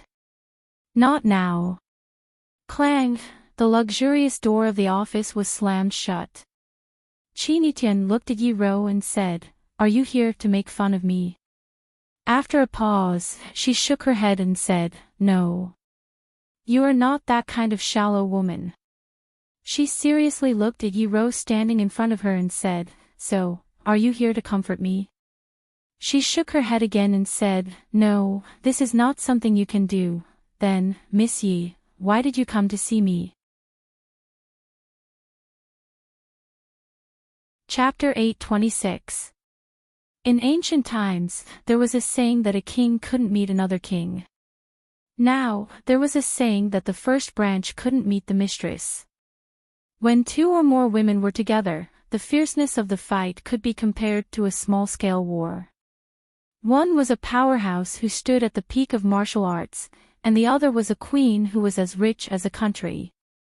Any man who was able to gain the favor of one of them would be a great blessing to his ancestors. However, Fang Yan just had deep feelings for these two women. "You couldn't have your cake and eat it too." Chinitian and Yi Ro were much more precious than fish and bear paws. Therefore, when Fang Yan wanted to marry Yi Ro, he would naturally hurt the other woman, Chinitian. Chinitian was such a proud and independent woman. Strictly speaking, she was the loser in this battle of love. Today, Yi Ro took the initiative to meet her, which naturally aroused her uncontrollable jealousy in her heart.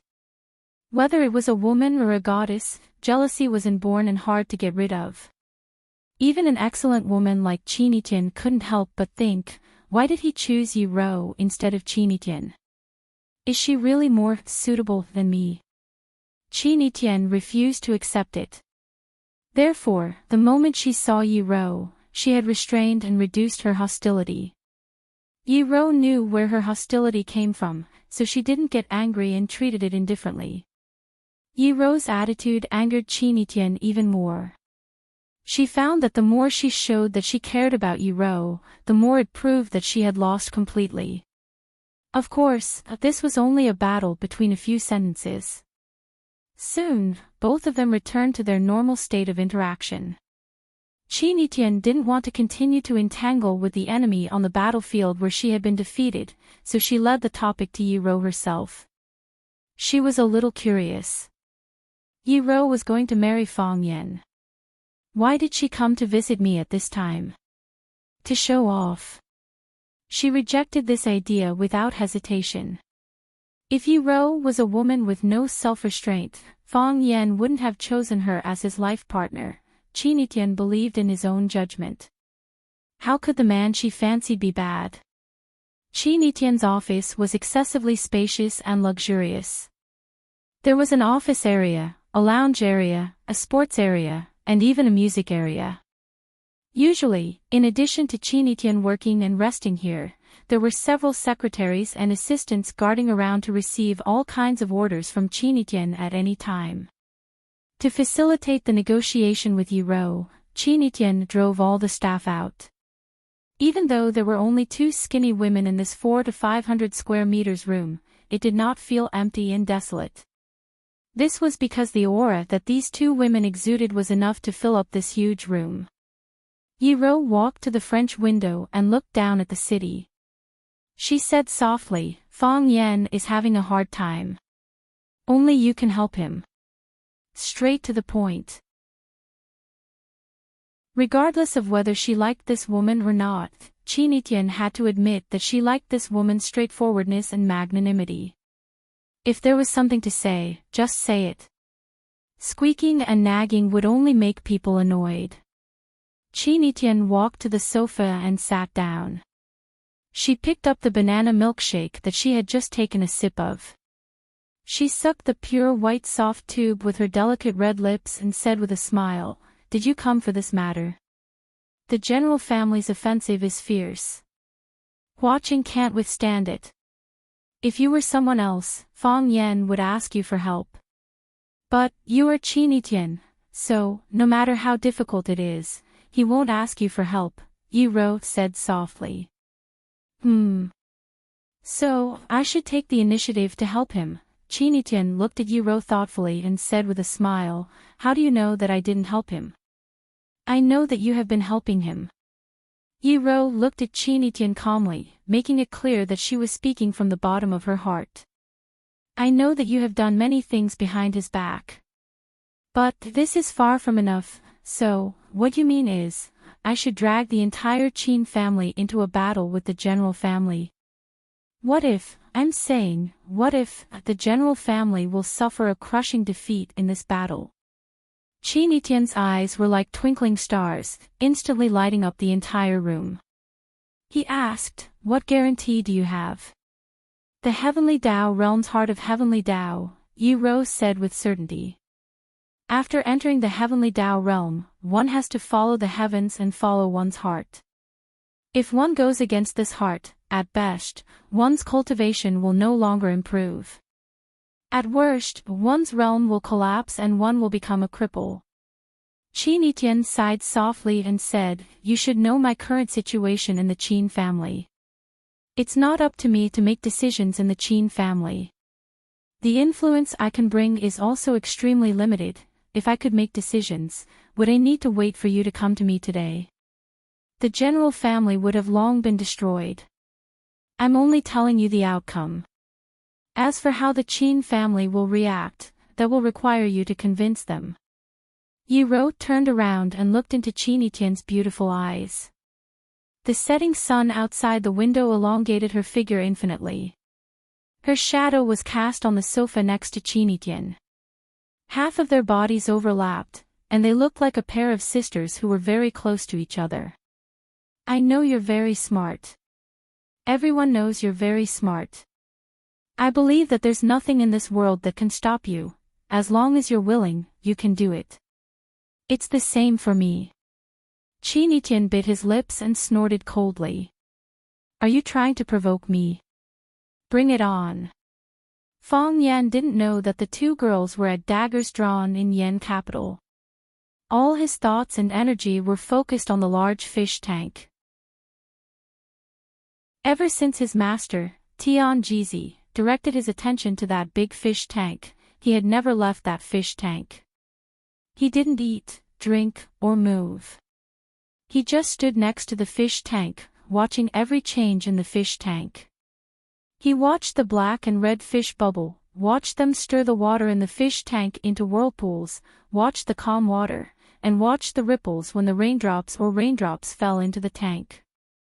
Fong Yan had been standing in front of the fish tank for 3 days. No one told Fong Yan if the fish tank was the legendary treasure, Tai Chi diagram, but Fong Yan knew very well that it was the Tai Chi diagram he was looking for. What was Tai Chi? Zhuangzi said, above Tai Chi, it's not high, below the 6 extremes, it's not deep, born in ancient times, it's not old. Tai Chi was big. Ji was the end, the extreme point. The fish tank wasn't big enough, and the water in the tank wasn't deep enough. It wasn't that one couldn't see the end of it. However, everything complemented each other and formed a harmonious whole. The fish benefited from the water and the fish. The fish were happy from the water and the tank. The water had a tank, and the fish in the tank lived. The fish were alive, and the water was flowing. With the living fish and water, the tank became lively. Some people only looked at the fish and the water, but no one ever looked at the tank. What was a tank? It was the foundation and also the core. It was the root and also the soul. It could be the round frame on the Tai Chi diagram, or it could be the inside of the black and white fish. It could be infinitely big or infinitely small. It changed with the number of fish and the depth of the water, but it also limited the number of fish and the depth of the water. It was the sea of energy of Fong Yan's Tai Chi heart, the crazily spinning core. No matter how the fish swam, no matter how the water was stirred, the core would not disperse, and the fish would not die. 1 is 2, 2 is infinite. 1 is not a number, it is nothing. It is nothing. It is infinite to begin with, so why regenerate it? Countless kinds of information were gathering in Fong Yan's mind, and countless thoughts were colliding. Some of those thoughts were in pairs, some were in groups of 3 to 5, and some were promoting and nourishing each other. Most of the time, they were in conflict with each other, killing each other to the death. The so-called heavenly Tao realm was not a competition with others, but a competition with oneself. If one couldn't even convince oneself, how could one conquer the heavenly Tao? When one's thoughts were clear, it was the day one could step through the door to the heavenly Tao. Fong Yan saw a glimmer of hope, as though he could touch it just by reaching out his hand. But what he needed to do now was to first convince himself. At the courtyard's arched door, on the moss-covered stone steps, several Taoists stood silently. The leader of the group was a Taoist priest who looked extremely old. His old age was a kind of feeling. It was the kind of feeling that made people feel that he was old, that he should have experienced many hardships, and that he should be respected by everyone. However, one could not find any signs of old age on him. This was the return to simplicity that came when one's cultivation level reached its pinnacle. It could also be said to be the Taoist's spring returns to a withered tree. Behind him were a few Taoists of different heights dressed in azure-colored robes. They served behind the elder, deliberately maintaining a distance of a step from him. "How long have you been standing there?" the elder asked. "Sect master, he has been standing there for 3 days, Divine Jizi said softly. "That means that he entered a meditative state on the 2nd day he came to Immeasurable Temple," Sect Master Taichung said in astonishment. "I heard that he and the previous Taiji diagram guardian, Mo Qingdi, were fellow disciples? How long has Mo Qingdi been staying here?" 97 days, a fat Taoist with a horsetail whisk in hand said. "Mo Qingdi was brought here by me." "All right." Sect Master Taichung wore a faint smile as he asked, "Everyone, why don't you guess how many days this child can stay in Immeasurable Temple?" Mo Qingdi is extremely talented. He has stayed for 97 days, so Fong Yan will naturally stay for more than half a year, that's hard to say. "Look at him, he seems to have gained some enlightenment. Perhaps he can return in 100 days, I guess. Divine Jizi gritted his teeth and thought that since Fang Yen was his disciple, he definitely had to support him. He said, 2 months is enough. Chapter 8:27. The rain stopped and fell, and the sky brightened and darkened. The clothes on his body were soaked by the rain and dried by the warm wind. The snail on the ground climbed up to his shoes with great difficulty, but it accidentally rolled down and disappeared. Fang Yen had been standing in front of the vat for 7 days. He could not feel the wind and rain, nor could he feel the cold or hunger. His body had entered a very subtle state, like a sleeping bag filled with oxygen, or a room with burning charcoal in a world of ice and snow. It was warm, comfortable, and relaxed. At first, his thoughts were very chaotic. Countless thoughts emerged, and countless information gathered. It was clear who was the enemy and who was the friend. Small-scale fights and large-scale killings emerged one after another. When his head could no longer support itself, when he felt that his body was about to explode, everything quieted down. His mind became a sea of clouds.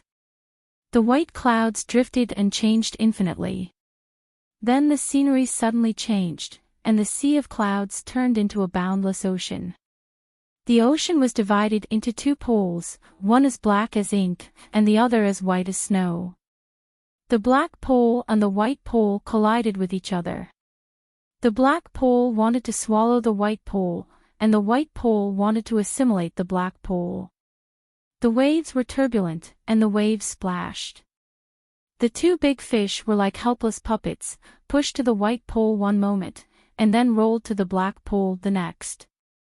Suddenly, the black pole and the white pole began to spin, and the boundless ocean became a crazily spinning vortex. The vortex spun faster and faster, and finally became a pitch-black black hole that could swallow everything. The wind howled, the rain poured, lightning flashed, and thunder rumbled. The whole world seemed like it was about to collapse. After an unknown period of time, when everything stopped, the world returned to its tranquility. The black and white poles were torn apart, and then they slowly rotated clearly. A big fish was at the black pole, and a big fish was at the white pole. They struggled desperately, trying to break out of the cage, but no matter how hard they tried, they could not meet again. This was the power of nature, the law of the heavenly Tao. When the first ray of morning light cut through the darkness, when the beautiful bird sang its first song, when the flowers bloomed, when the dew dripped on the leaves, Fang Yen finally moved. He crossed his legs and put on an authentic Fang plum blossom stance. He bent his body slightly, opened his arms, and hugged the 2 circles. Then, a set of fluent Fang Tai Chi flowed out continuously. Sometimes it was fast, sometimes it was slow, sometimes it was as light as the clouds, sometimes it was as powerful as a thunderbolt. Sometimes she moved up and down, sometimes she was as still as a virgin. White steam rose from the top of its head, and the water in the tank was boiling. The faster Fang Yen hit, the more violently the water in the vat rolled. From time to time, Pisces would jump out of the water and spit bubbles in the air. Fang Yen sensed the changes in his dantian. The heart of Taiji, which was silent like death at times and burning like fire at other times, once again reacted. It was still hot, even hotter than it had been before. It was as if his abdomen had become a furnace, and that furnace was about to burn a big hole in his stomach. But Fang Yen clearly knew that this was a release. As long as the silent furnace was ignited, the charcoal and the fire energy left in the dantian were completely burned away, the volcano would truly be extinguished. Right now, it was in the process of burning. He was willing to bear this pain because it was benign and had hope. When Fang Yen slowed down his rhythm, the boiling water seemed to freeze, and the active Pisces sank to the bottom. The plum blossom steps were like plum blossoms. As Fang Yan's body moved, countless plum blossoms bloomed. When Fang Yan finished practicing the Fang 19 paths of Taiji and stopped his breathing, the water tank was filled with smoke, like a celestial palace. Water overflowed from the vat, and it flowed endlessly. The water overflow state. Fang Yan's eyes were closed, but there was an intoxicated smile on his face. Fang Yan's clothes were not stained with dust. Fang Yan's face was glowing. He was dressed in a green robe, and looked handsome, like a banished immortal. At this moment, the worry that the Jiang family was pressing on him disappeared in a flash, and the ruthlessness from his father's tragic death completely disappeared. The sky was bright, and the courtyard was filled with birds and flowers. The snail that disappeared crawled out from the damp corner, and once again headed towards Fang Yan's shoes. Fang Yan opened his eyes. His pupils were clear and pure, and his cheeks were as tender as a baby's, as if he had just been reborn. Congratulations. An untimely voice suddenly rang out. Fang Yan turned around and looked at his Shifu, Tian Jizi, who was standing at the arched door of the courtyard. He bowed 90 degrees to him and sincerely thanked him. Thank you, Shifu, for giving me a new lease of life. The water overflows endlessly, and the vital energy never ceases. Tian Jizi looked at the water tank that was still overflowing and sighed. You have done something that no one from the Taiji branch has been able to do for hundreds of years. This is a great merit. Fang Yan smiled and said, I didn't think too much before doing this. I only thought that if I could enter the water overflow state, then I would be able to protect myself and my family better. Small things are big things. Tian Jizi stepped into the door and said, if I can protect myself and my family, then I can protect everyone in the world. Fang Yan smiled and didn't argue with his Shifu about this. He had already said that he wouldn't accept such a heavy responsibility. However, within the scope of his power, he would act against those who were evil, and he would stop those who were attacking.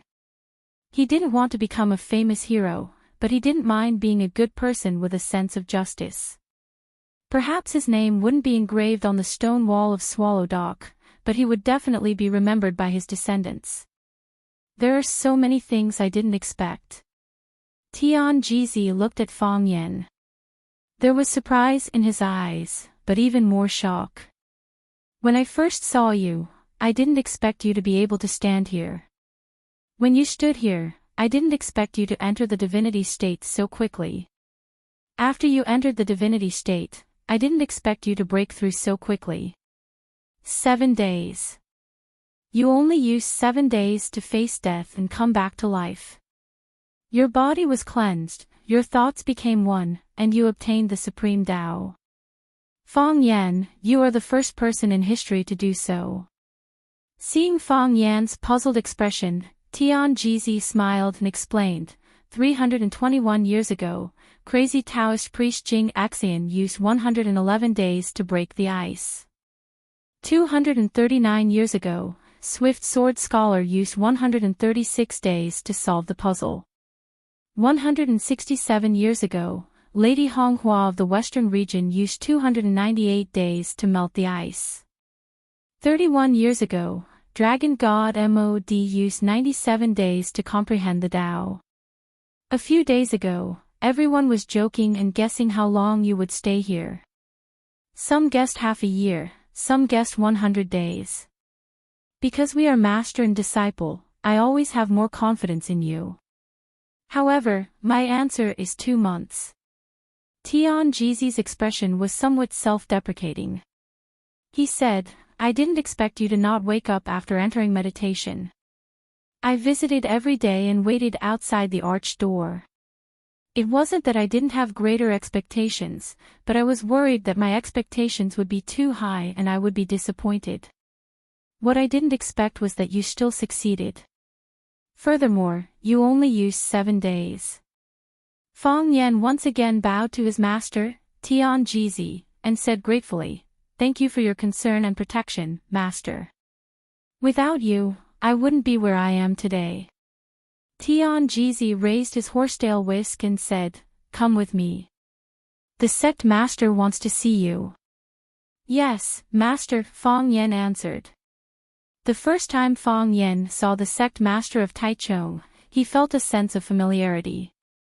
After breaking through, he could feel the depth of the sect master of Taichung's cultivation, as well as the neutral and peaceful aura he naturally exuded.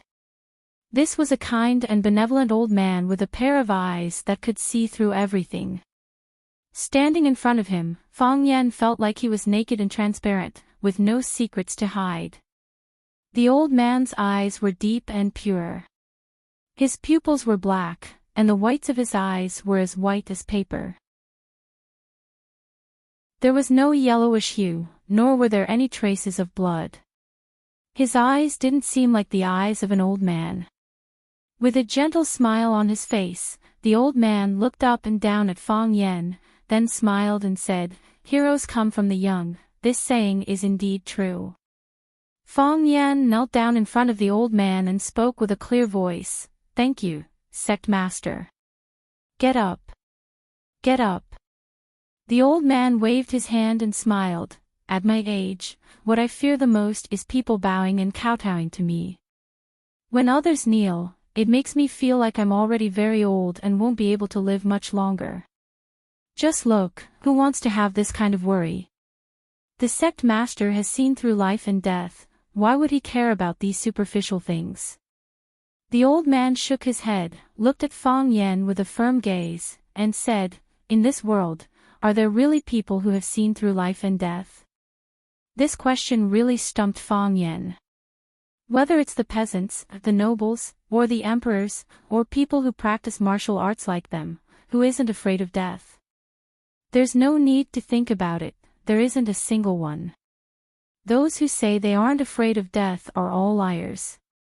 They either lie to others, or lie to themselves, they are dishonest. Fang Yen nodded and said, "The sect master is right. I am afraid of death. And because I am afraid of death, I work so hard to improve myself, so that I won't be bullied by bad people, and not afraid of being killed by bad people. Being afraid of death is also wrong." The sect master corrected Fang Yan's thoughts. Only with loyalty can there be betrayal, only with insignificance can there be greatness. Only with spring and flowers blooming can there be ice and snow, only with death can there be life. Being afraid of death and seeking life, this is not a mistake. But, if you are only afraid of death, then it's easy to become a coward and lose your backbone. This path is absolutely not to be taken. Fang Yen bowed in acknowledgement and said, "I have learned something." The sect master looked at Fang Yen, and said, "You've already reached the water overflow state, and become a rare expert in this world. What do you want to do next?" Fang Yen thought about it, then looked at the sect master with an extremely sincere gaze, and said with a powerful voice, "Go home and get a wife." Chapter 828. Taiji's water overflow realm was equivalent to the inner world's heavenly Tao realm. Those who could ascend to the heavenly Tao were the cream of the crop in this world. Martial artists were like the vast stars, but those who could ascend to the heavenly Tao realm were like the moon. From the stars surrounding the moon, it was obvious how rare the heavenly Tao realm was. There were very few people in the past few centuries who could ascend to the heavenly Tao at Fang Yan's age. It was inevitable for young people to be arrogant and indulgent. After gaining insights into the great Tao and learning divine powers, they naturally had to fight and roam the world. Years ago, after Amo Qingdi succeeded in ascending to the heavenly Tao realm, he had circled the world before returning. Sect Master Taichung believed that Fang Yen would do the same. After obtaining the highest law of Taiji, he would naturally go out to show his prowess and receive victory and glory. He never expected Fang Yan's answer to be, "Return home to marry a wife." Was this something a young man should say? Was this something an expert who had just gained insight into the water overflow realm should say? Did he still have any desire to improve? Did he even talk about the 8 honors and 8 shames? Sect Master Taichung was taken aback for a moment as he asked with uncertainty, "Did you just say, return home to marry a wife?" "Yes. Return home to marry a wife." Fong Yan was a little embarrassed. After all, this was his first time marrying a wife. He grinned and said, "A few days ago, my family arranged a wife for me. The wedding date has also been set. It's this year on the 8th of the 12th lunar month. Sect Master, if you aren't afraid of the hardships, you can come to our Swallow Dock for a wedding. Take it as an early invitation." Sect Master Taichung roared with laughter as he looked at Fong Yan and said, "All right, if it's convenient, I'll head to Swallow Dock for a wedding. I've already forgotten how many years it's been since I've had a drink. I really miss that taste, other than marriage. Apart from marriage." Fong Yan thought about it seriously and said, "It should be to treat Grandpa's illness. My grandpa's legs aren't good, and he hasn't been able to get out of his wheelchair for years. My master said that the Taoist's old wood meat spring can cure him, allowing him to stand up again. Now that I've broken through to the water overflow realm, I plan on attempting to treat his legs. If I can let him stand up again, it will mean a lot to me. Your filial piety is extremely valuable," the headmaster said with a gratified expression. "Fong Yan, watch carefully." As Sect Master Taichung spoke, he flicked his sleeves across the teacup in front of him. The steaming hot tea instantly froze, as if it had just been taken out of the freezer. Fong Yan widened his eyes and stared unblinkingly at the hierarch's wrist. "Let's wait and see," the headmaster of Taichung said. Fong Yan saw a white light flashing in his palm, as if he was holding a lightning bolt in his palm. Sect leader Taichung's sleeves brushed past the bowl of iced tea. The ice instantly melted, and the tea was still steaming. Sect Master Taichung acted as though he hadn't done anything, but Fong Yan knew that he had done a lot. He had done things that many warriors could not do in their lifetime, including Fong Yan who had entered the water overflow realm. "Do you understand now?" Taichung Sect Master looked at Fong Yan and asked. Fong Yan nodded, then shook his head. Sect Master Taichung smiled and said, "Close your eyes." Fong Yan did as he was told. Sect Master Taichung's hand brushed past the steaming hot tea, and the tea froze. Then he brushed past the iced tea, and the iced tea melted and emitted steam again. It was exactly the same process as before. "Do you understand now?" Sect Master Taichung asked again. "Understood." Fong Yan, who had his eyes closed, said aloud. "Understanding doesn't mean you understand. Without the sun, how can there be ice? Without death, how can there be life? Without withered wood, how can there be spring?" Sect Master Taichung smiled at Fong Yan. "You can understand everything. You were able to comprehend the Grand Tao and break through to the water overflow realm at such a young age, so you will naturally understand the profoundness of withered wood returning to spring." Fong Yan bowed deeply to Sect Master Taichung and said gratefully, "Thank you, Sect Master. I didn't think you would teach me such an ultimate art. Humans are alive, ultimate arts are dead. Only when a dead ultimate art is in the hands of a living person, and it can be used to cure and save people, can it be used to its full potential. Otherwise, a human dying is like an extinguished lamp. No matter how great the ultimate art is, no one can use it. Wouldn't that be a great regret?" "You are right, Sect Master." Fong Yan bowed again to accept the teachings. In front of this old man, he couldn't make any jokes.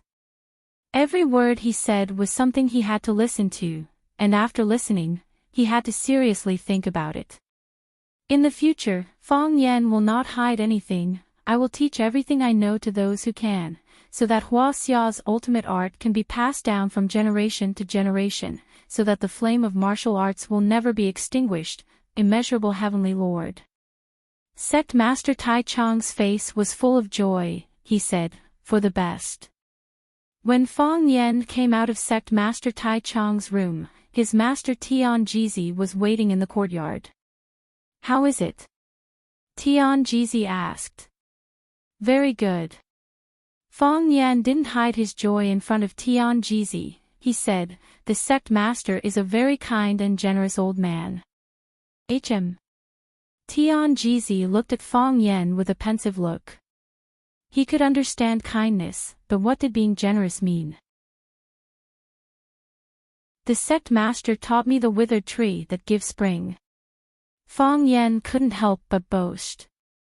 Just like a child who got a beautiful toy, he couldn't help but want to let the people around him know about it. Tian Jizi was overjoyed. He asked, really? Really? Fang Yen nodded. Tian Jizi's expression was solemn. He looked at Fang Yen and said, the withered tree that gives spring is of great significance to our Taoism. It wouldn't be an exaggeration to say that it is our Taoism's guardian treasure. Furthermore, this withered tree that gives spring was personally taught by the current sect master. And then? You became the sect master's disciple? Tian Jizi stared at Fang Yen and said. But I am your disciple. Fang Yen said with a determined expression. Regardless of whether the sect master is the sect master or not, I only recognize you as my master. How can I change my master just because of the difference in status? I, Fang Yen, can't do such a thing, and I don't want to do it. Tian Jizi smiled bitterly and said, but I didn't teach you the withered tree that gives spring. That's right, why didn't you teach me the withered tree that gives spring? Fang Yen looked at Tian Jizi with disdain and said, we are already master and disciple, isn't it natural for me to teach my disciple?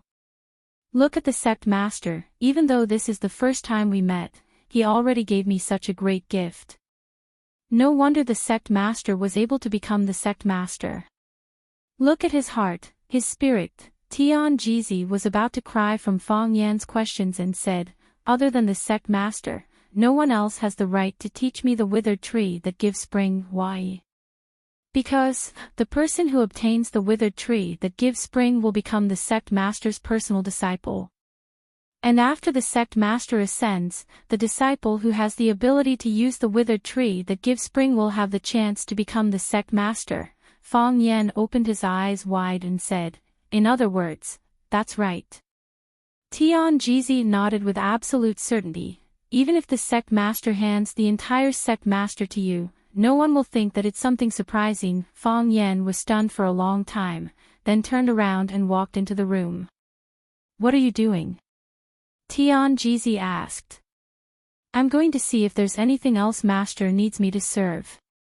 I'm very good at serving tea and pouring water. Fang Yen said aloud. Tian Jizi felt like his heart was being cut by a knife.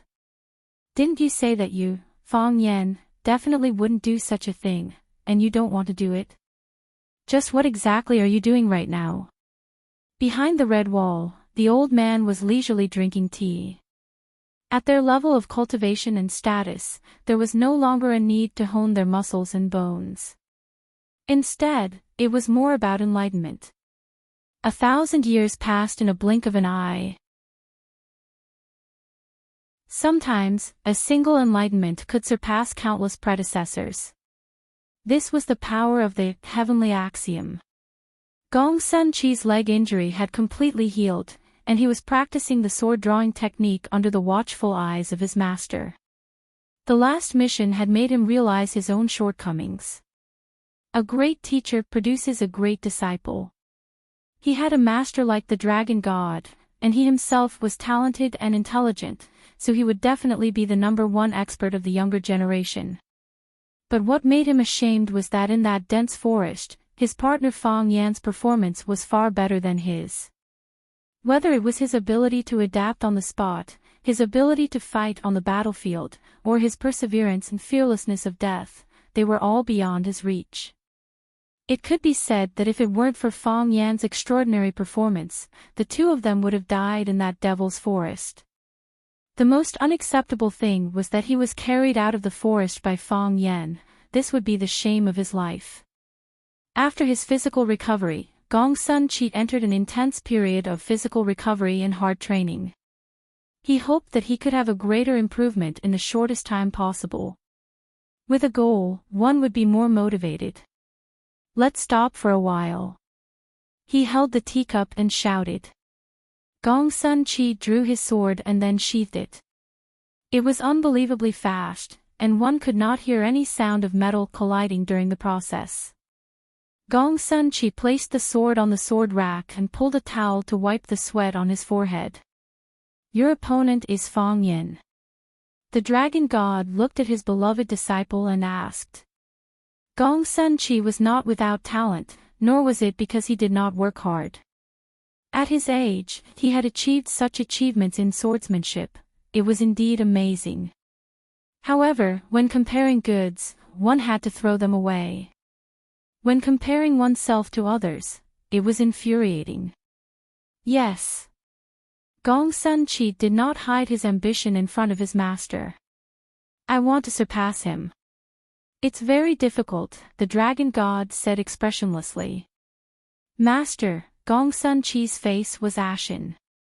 He was not angry that his master said he was not as good as Fang Yan, but he knew very well that if his master said it would be difficult for him to surpass Fang Yan, it might really be difficult for him to surpass Fang Yan. His opponent is me. The dragon god said with a smile, in other words, I am the opponent he must defeat in the end.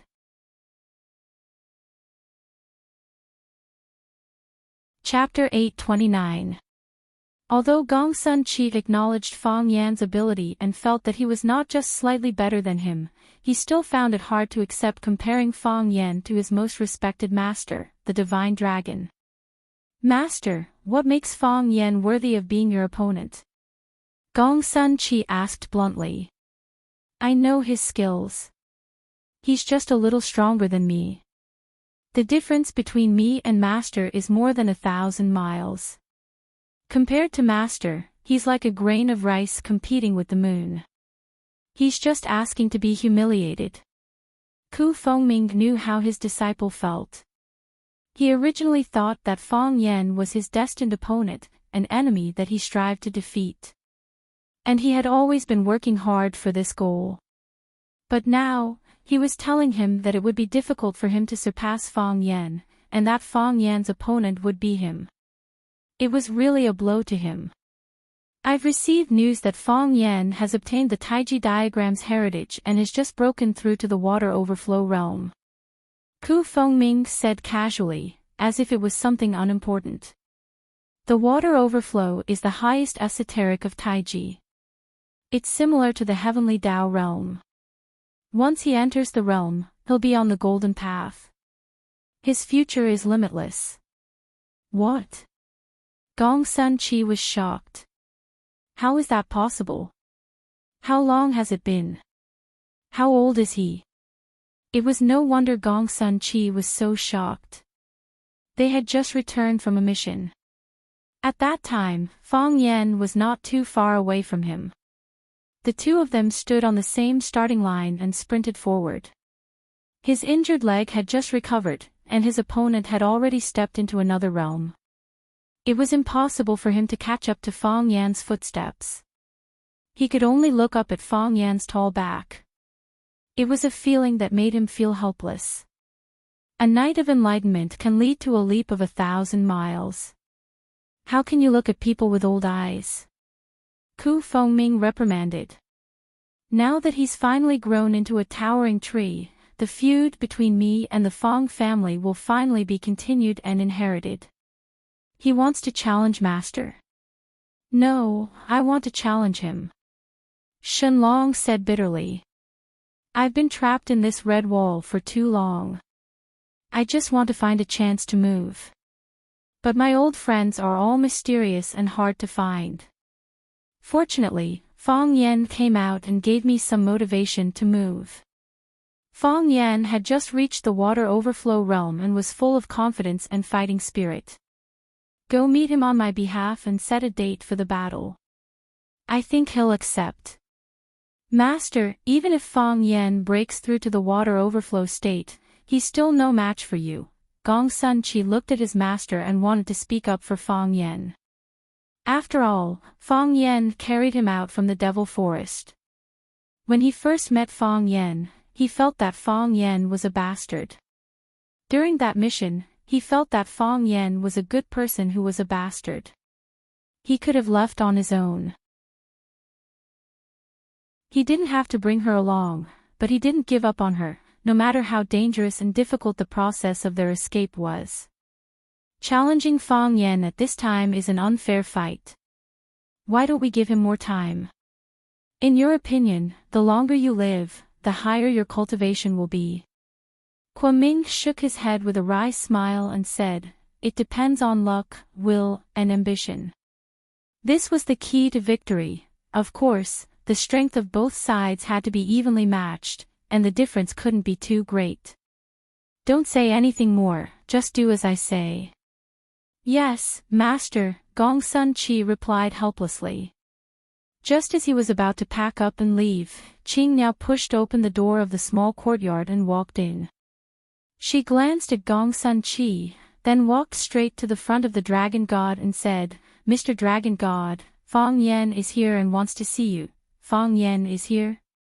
Gong Sun Chi asked anxiously. He had just been talking to his master about Fang Yan and was thinking of ways to help him reject his master's challenge. Who would have thought that Fang Yan would come knocking on his door? Did he really think that he could do whatever he wanted after entering the water overflow state? Did he think that he could challenge his own master just like that? What an arrogant fellow. Yes. Qing Niao looked back at Gong Sun Chi, not understanding why he was so agitated. Fang Yan has just met the young chief and wants to see Mr. Dragon God after this. Ming nodded and said, "Fang Yan has broken through to the water overflow state, so the country should pay attention. Invite him in." Yes. Qing Niao turned and left, and soon brought Fang Yan in. When Gong Sun Chi saw Fang Yan again, he found that his image and aura had indeed changed greatly. In the past, Fang Yan spoke and laughed casually, but when he was angry, he was sharp and aggressive. Moreover, his behavior was not mature enough, and he always gave off the feeling that he was trying his best to take advantage of others. Now, Fang Yan was handsome, refreshing, and looked like a beautiful landscape painting.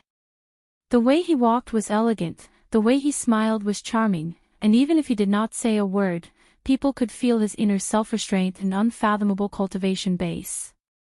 Now, Fang Yan looked more amiable, but when you wanted to bully him, there was an oppressive feeling of having nowhere to exert force and being guarded against everywhere. "Fang Yan, what are you doing here?" Gong Sun Chi blocked in front of his master, and desperately winked at Fang Yan. "Hurry up and get lost, or it will be too late." Fang Yan understood Gong Sun Chi's intentions.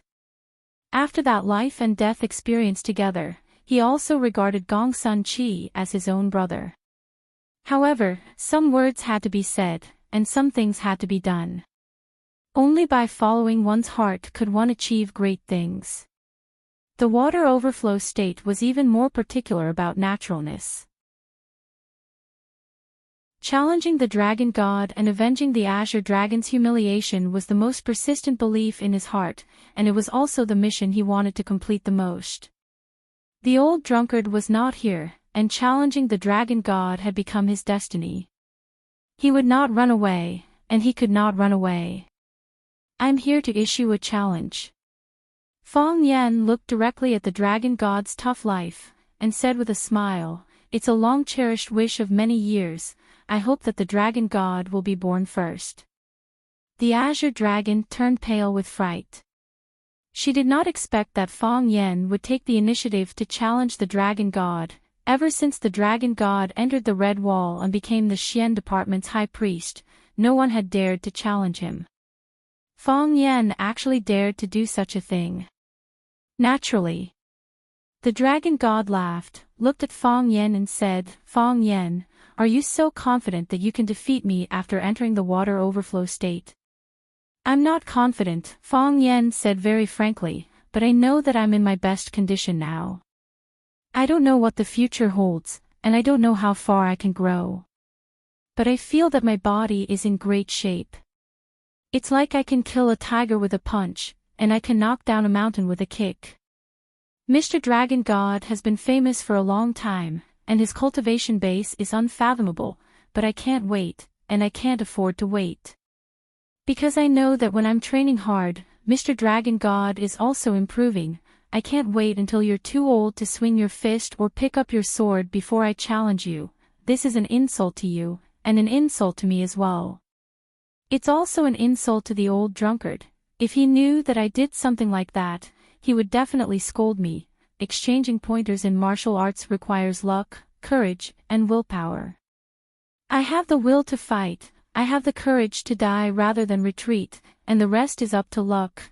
My luck has never been bad, and people with bad luck would not be able to enter the water overflow state at this age, so, I want to take a gamble. When I feel that I'm the strongest, I want to challenge you. Gong Sun Chi stared at Fong Yen, dumbfounded, and thought to himself, this kid said the same thing as Master just said. Courage, will, and luck, that's what Master said just now. He looked at his disciple Gong Sun Chi and said, now do you understand the difference between you two? Gong Sun Chi's face was ashen. Who would insult his own disciple's master in front of others like this? However, Gong Sun Chi could not be bothered to be angry over such a matter. He was burning with anxiety. His master was a famous Heavenly Dao realm expert for many years, and Fong Yen was considered a top expert who had entered the water overflow state. In a battle with such an opponent, he would either be injured or dead, and it would be very difficult to show mercy. Moreover, because the Azure Dragon did not underestimate his enemy, Fong Yen would definitely attack with hatred. When that happened, the two of them would not rest until one of them was dead. Gong Sun Chi did not wish for his master to lose, but he did not wish for his friend to die either. In his heart, he still felt that Fong Yen, who had just entered the water overflow state, was no match for his unfathomable master. The Dragon God looked at Fong Yen with a gratified expression and said, that's how a man should be. I accept your challenge. Thank you, Mr. Dragon God. Fong Yen bowed in thanks. When he straightened his body, he looked at the Dragon God and asked, what time does Mr. Dragon God think is suitable? Time is of the essence. Qianming waved his hand casually. As long as it's convenient for you, I'll accompany you anytime. How about 7 days later? Fong Yen said. Why are you in such a hurry? I'm getting married on the 8th of the 12th lunar month, so it's best if we spar before the wedding. That way, if I die, the lady still has a chance to remarry. Don't you think so? Fong Yen was still a little selfish. He was afraid that it would be tough for him to challenge the Dragon God after marriage. If he lost his life, wouldn't Yi Ro become a widow? Therefore, he put the final battle before their wedding. In this way, if he accidentally died, Yi Ro would still be a virgin, and she could still marry another handsome young man. He would feel a little uncomfortable in his heart, but as long as Yi Ro was happy, it would be fine. Qianming laughed out loud and said, interesting. How interesting. We'll do as you say. 7 days later, we'll fight at Feng Mountain. The time was set by Fong Yen, so he had no objections to Qianming's choice of location. It's a promise. Fong Yen said firmly, 7 days later, we'll fight at Feng Mountain. Chapter 830. Fong Yen left, and Gong Sun Chi offered to walk him out. Under Qing Niao's stare, as if she was looking at a lunatic, the two walked towards the side door outside the red wall. Are you crazy? Before they got far, Gong Sun Chi couldn't help but complain, do you know what you're doing? I know. Challenging one of the 3 dragons of Hua Xia, the Dragon God, Fong Yan had a calm smile on his face. Gong Sun Chi didn't like this kind of expression. In the past, Fong Yan's smile was very cunning and proud, like a fox that took advantage of others. Gong Sun Chi felt even more friendly towards this kind of smile. At this time, he looked very mysterious, and no one knew what he was thinking. He was not down to earth, and naturally made people feel distant. His smile was like a constant reminder that he was now a water overflow state master, and this was the expression of a water overflow state master: "You'll die." Gong Sun Chi stared at Fong Yan's smiling face and said fiercely. Fong Yan looked at Gong Sun Chi and asked, "You also think I'm no match for your master? Don't you know that you're no match for him? Do you still need to ask other people's feelings about this?" Fong Yan nodded and said, "Your master has been famous for a long time, and his cultivation is unfathomable. What's more terrifying is that no one has fought him for the past 10 years, and no one knows how much he has grown. Against such a master, I really don't have any chance of winning." "Then why do you still want to do this?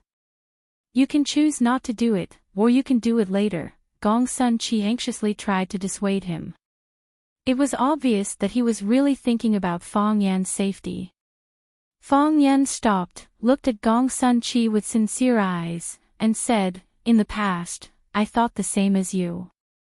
I can choose not to do it, or I can do it later. Why do something that I have no confidence in? Why do something that disregards your own safety? I'm going to get married, and I really like the woman I'm going to marry. I want to be with her every day, and we'll have several children. That's my ideal life." Gong Sun Chi didn't say anything. He just quietly waited for Fong Yan to continue. "But I can't now," Fong Yan said with a smile. "I stood in front of a huge vat for a long time and thought about many things. There were many contradictory ideas, and those contradictory laws collided and killed each other. One side triumphed over the other, just like one country triumphed over another. I became the king of the victorious kingdom. I comprehended the heavenly Tao and stepped into the doorstep of the water overflow state. However, once you enter that realm, there's no turning back. It's just like when you become the king of a kingdom, you can no longer step down by yourself, because once you lose the protection of that position, you may be killed by the rebels. You can only brace yourself and continue forward, no matter what you encounter in front of you. You have to walk forward bravely and fearlessly. You also know about the grudge between the dragon god and the one in my family. In the battle between the two, the one in my family suffered a crushing defeat, and because his meridians were cut, he became a cripple. I grew up with him, and almost my entire life was spent with him. I could see how miserable his life was, and I could feel how sorrowful his heart was. He ate wine every day and slept with wine. That kind of life would have been better off dead. If he had died in that battle, at least he would have maintained the illustrious reputation of the Azure Dragon.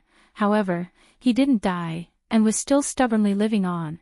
When everyone mentions the Azure Dragon's name, they would sigh in regret, saying that a heavenly son of heaven was destroyed in a day, but in their hearts, they were mocking his current situation. Most people would just ignore him when they saw him. Who would care about the opinion of a cripple? Can you imagine, how did he survive such a life? The Fong family is few in number, with only one son for several generations. Back when grandfather was healthy, he had dozens of disciples, and it was considered a formidable force. Later, grandfather's legs were crippled, and most of his disciples left, never to be heard from again. There were a few who stayed, but they didn't have the ability to prop up the Fong family. After the old drunkard ascended the heavenly Tao, the Fong family's reputation changed greatly. However, when he perished and became a cripple, he would receive 10 times, 100 times more mockery and blows than before. My father was killed at the entrance of the village. I was one step too late. If I had arrived earlier, I would have been able to save him. Because of this thought, I stayed in Swallow Dock to observe mourning for my father for 3 years. I felt too guilty, and I blamed myself, but what was the old drunkard thinking? If his tendons hadn't been cut by your master, if he was still a heavenly Tao expert, would my father not have died? Would the Fong family not be in such a difficult situation? After my father died, he disappeared. According to the medical fanatic, he went to find some ice dragon's blood to replenish his meridians. I don't believe that such a thing exists in this world, but I hope that he does, because if that's the case, he will return. Otherwise, with his stubborn temper and proud character, he would rather be buried in that land of extreme cold than return. I always wanted to do something for him. Challenging the divine dragon was an arduous task. In the past, I only dared to think about it in secret, and was even too embarrassed to say it out loud. I was afraid that your master would hear me and kill me with his sword. I always thought, I don't believe that I can't catch up to you. I don't believe that you won't grow old, you won't grow weak, you won't die.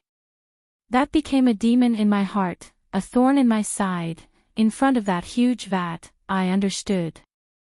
If I had fear in my heart, I would never be able to defeat your master. I would never be able to avenge the old drunkard. The Tao of man is the heavenly Tao. If you go against your own thoughts, then you will be going against the heavenly Tao. Not only will your cultivation level not improve, you might even regress, because you have a mental demon. So, you were able to ascend to the overflow realm because you made up your mind to challenge my master? Gong Sun Chi asked. No. Fong Yen shook his head. I was able to ascend to the overflowing state because my thoughts were clear. I understood the things that I couldn't understand before. I made my final decision on the things that had always made me waver. Of course, the reason I challenged your master was also to make my thoughts clear. If I don't do this, if I keep thinking about postponing and refusing, then I will eventually lose the courage and opportunity to challenge him.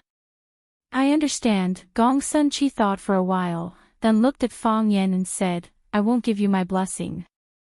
I understand. Fong Yen nodded. He patted Gong Sun Chi's shoulder and said, I'm already very grateful that you chased after me and told me this. But Gong Sun Chi thought for a bit and said, I don't want you to fail either. Fong Yen squinted his eyes and smiled, then turned around and left. Clear thoughts. Gong Sun Chi looked at Fong Yan's elegant back and muttered, Master wanted to battle you because he wanted his thoughts to be clear. You came to challenge my master because you wanted your thoughts to be clear.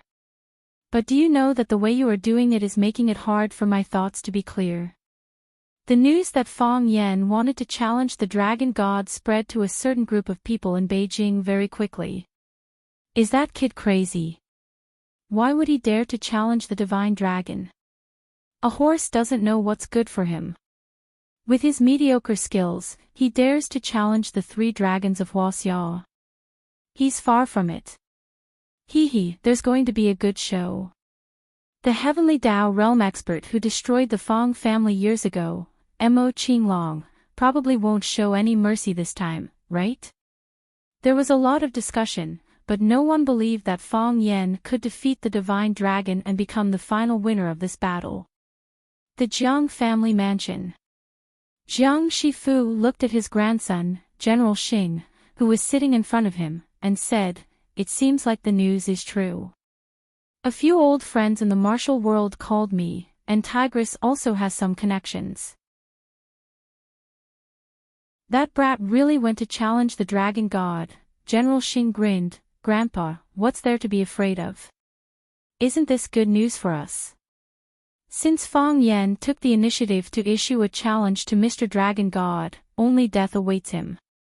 If Fong Yen dies or gets injured by Mr. Dragon God's hands, our Jiang family will be able to reap the benefits.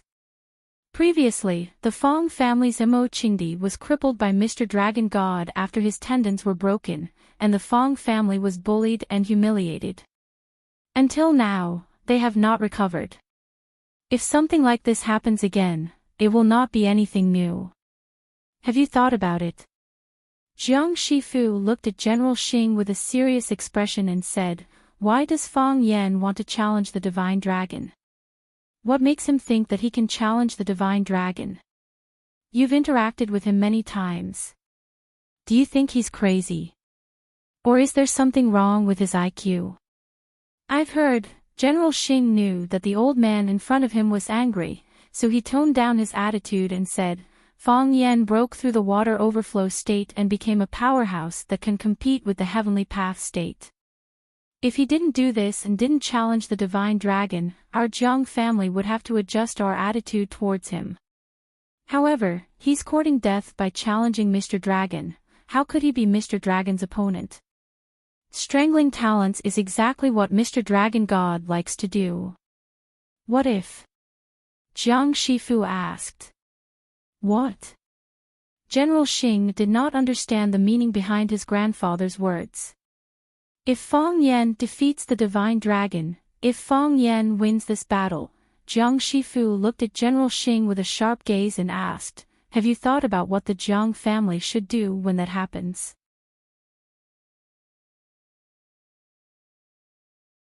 Chapter 831.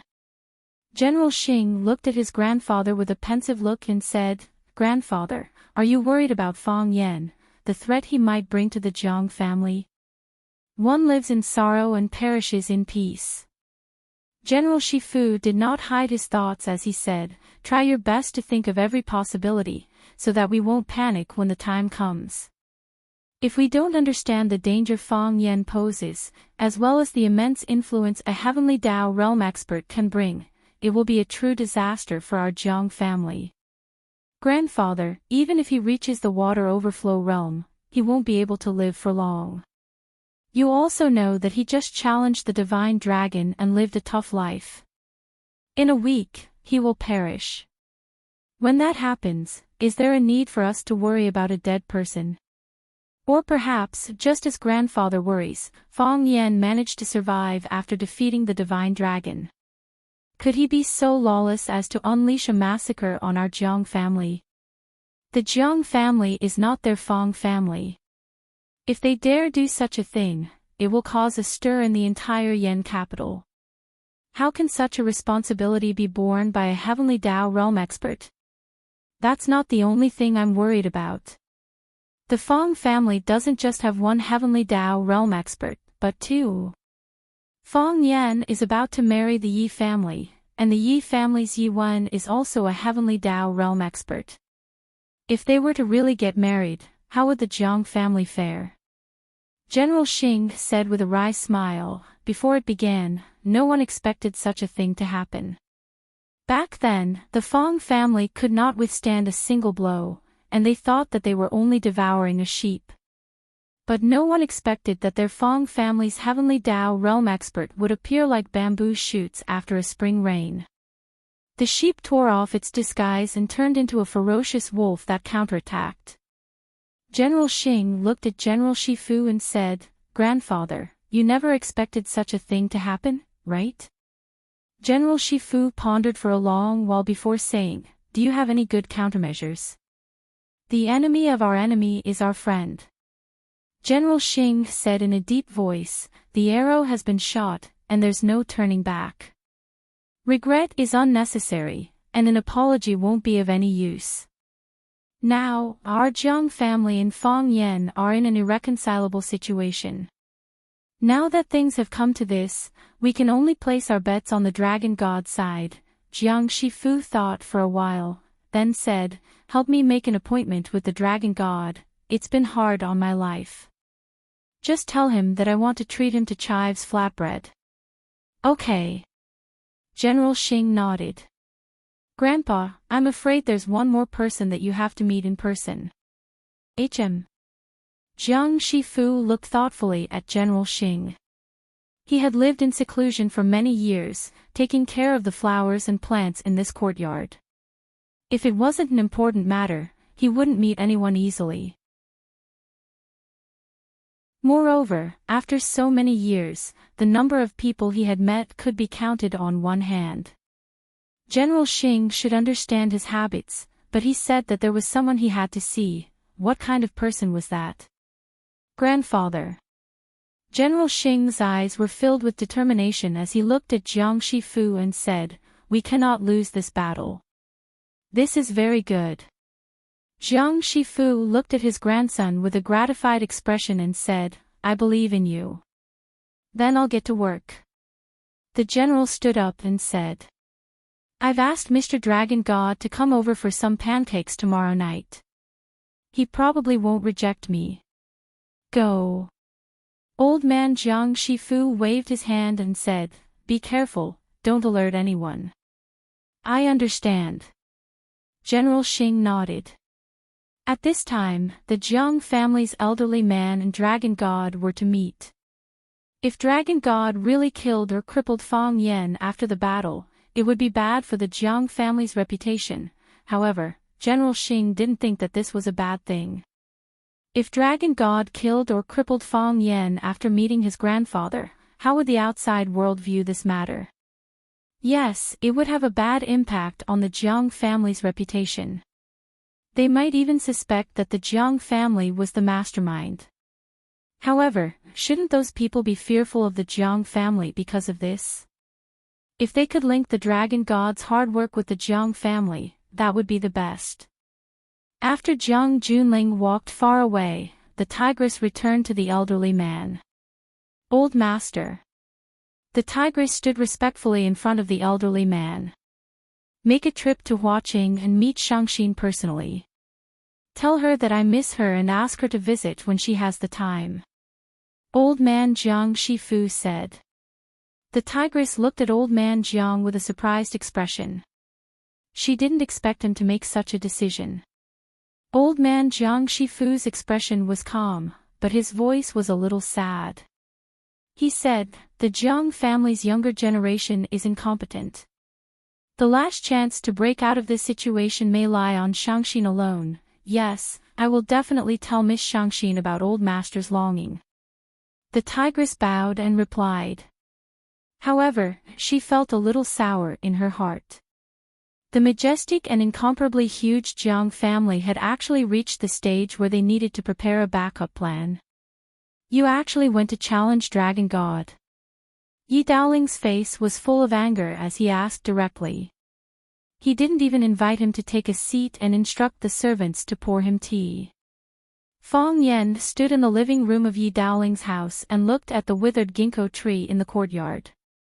He smiled and said, Yes, I didn't expect the news to spread so quickly. Fang Yan, do you know what you are doing? Yi Daoling wanted to throw the teacup in his hand at him. You are challenging Dragon God, Dragon God.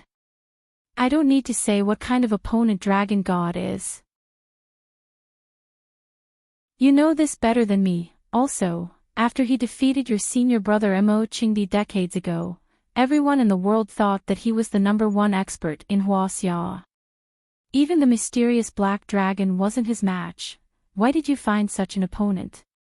Yizi sat beside her father and looked at Fang Yan with her beautiful eyes without blinking. This guy is actually an expert in the water overflow state. He was always smiling, he was cynical, and he was always beaten to death by his sister. However, he was humorous, knowledgeable, filial, and loyal. His friends were willing to die for him. He was attentive and cared for his family. He worked hard to protect his family and did not hesitate to fight to the death to protect his family. Such a man was about to become her brother-in-law. Hearing that her father's temper was out of control, Yizi finally came back to her senses. She hugged her father's arm and signaled him not to damage his body. Yizi looked at Fang Yan and said, Fang Yan, don't mind him. My dad is doing this for your own good. If it was someone else, he wouldn't be so angry. Yes, yes.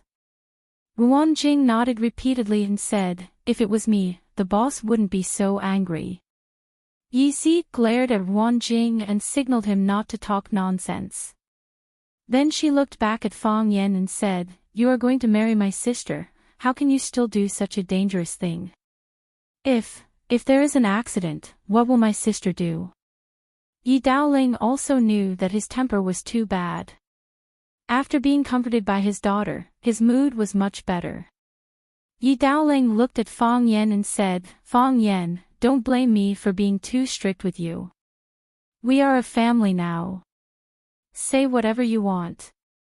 There is no need to hide it like before. I always thought you were a smart person, the smartest person in the entire Swallow Dock. But I have to say that your choice this time is very unwise and disappointing. Yes, I know you entered the water overflow state, but do you think you can definitely defeat the dragon god's hard work just because you entered the water overflow state? You have the heart to avenge the enemy.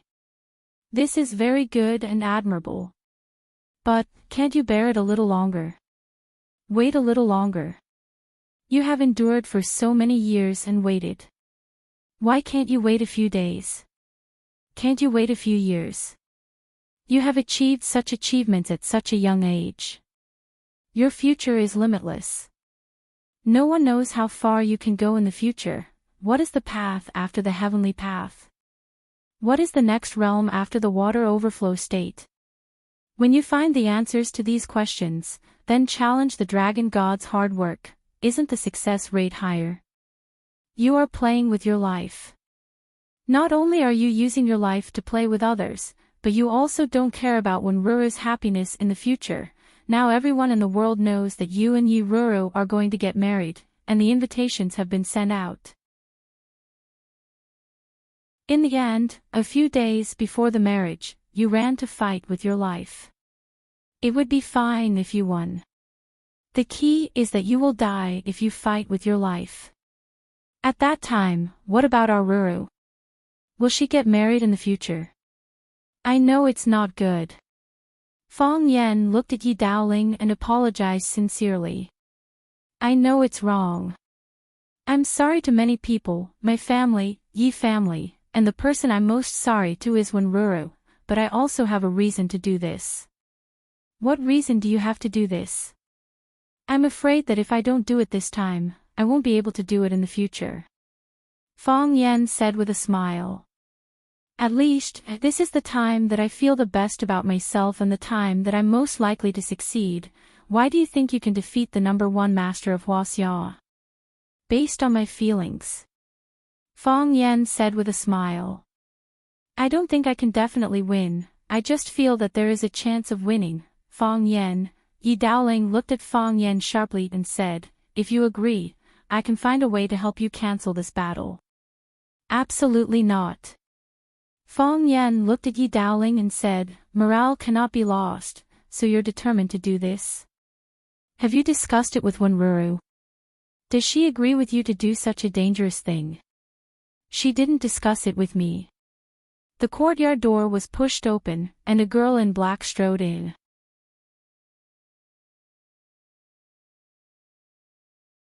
Chapter 832. It was getting colder and colder in Yanjing. The weather forecast said that the first snow of the year would come in a few days. Of course, the weather forecast didn't specify which day it was. After all, it wasn't easy for them. Her long hair and clothes fluttered in the wind. Even if she didn't wear any makeup, people could still feel her breathtaking beauty. Yiro's temperament was very calm, but her face gave people a feeling of coldness. She was like an iceberg, beautiful, but always made people worry that she was cold to the bone and not close to the people. Of course, compared with her, Qinitian was even less close to the people. Qinitian was very warm, but too warm. Her beauty was like the sun in the hottest days, with millions of golden rays, without any concealment, and without mercy, unscrupulously burning the earth and people's eyes. But, why did Yiro come at this time? Seeing Yiro coming, Yezi quickly ran to greet her, took the initiative to hold Yiro's arm, and said with a smile, Sister, you're here. I knew you would come. Only you can stop Fong Yen. Yi Daoling also grinned, looked at Yiro and said, Ro is here. Did Yezi call you? Quickly persuade Fong Yen not to do such a stupid thing. Isn't it good to have a good birthday? There is no need to make things difficult for yourself. Yiro walked straight to Fong Yen, looked at Fong Yen and asked, You want to challenge the dragon god? Fong Yen looked straight into Yiro's eyes, nodded and said, Yes, I have to fight. Why didn't you discuss it with me in advance? I was afraid you wouldn't agree. Why 7 days before the wedding? I was afraid I would die. Yi Ro stopped talking, and her beautiful eyes stared at Fang Yen without blinking, as if she wanted to see how many hairs there were on his face. Go back with me. Yi Ro said expressionlessly. Okay. Fang Yen nodded. So, Yi Ro took Fang Yan's hand and turned to leave. Fang Yan smiled at Yezi and followed Yi Ro out of the Yi family's courtyard. Yi Daoling and Yezi were stunned. Yi Daoling looked at Yezi and asked, just like that? Just like that? Yezi nodded. Just like that? Yes. Why did they leave? Is the problem solved? I don't know. It should be solved. Sister Ro Ro is here. According to her character, she will definitely not agree to this matter. Besides, Fang Yen can't beat Sister Ro Ro. At most, he can break his legs. Yi Daoling rubbed the rim of his cup in annoyance and said, even if you want to leave, shouldn't you tell me? No matter what, I'm still their elder. Aren't they not behaving like juniors at all? Yi nodded fiercely and echoed, yes, it's too much.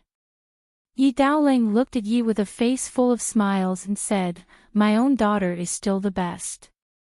It seems that only us, father and daughter, will be eating at home today. I'll ask the kitchen to make a few more dishes. Let's drink the remaining half bottle of Mao Tai. I can't bear to drink it when you are not at home. Dad, I can't accompany you for lunch today. Yezi said with embarrassment, I want to go back to Swallow Dock. Ancestor called me yesterday and said that she misses me. She asked me to go back to see her. I also want to see whether Sister Ruru has intercepted Fang Yen. How about letting Wan Jing eat with you at home? I'm willing to eat with the chief.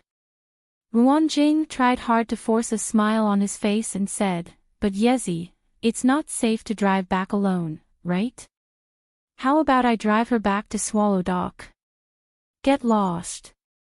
Yi Daoling slammed the cup on the tea table and waved his hand. Get lost. Dad, I will go back to accompany Ancestor. I will say hello to Ancestor for you. Yezi stuck out her tongue and ran outside quickly. Ruan Jing looked at Yi Daoling carefully and said, you are the chief. You told me to get lost. I can't disobey the order, can I? After that, she ran outside like a rabbit.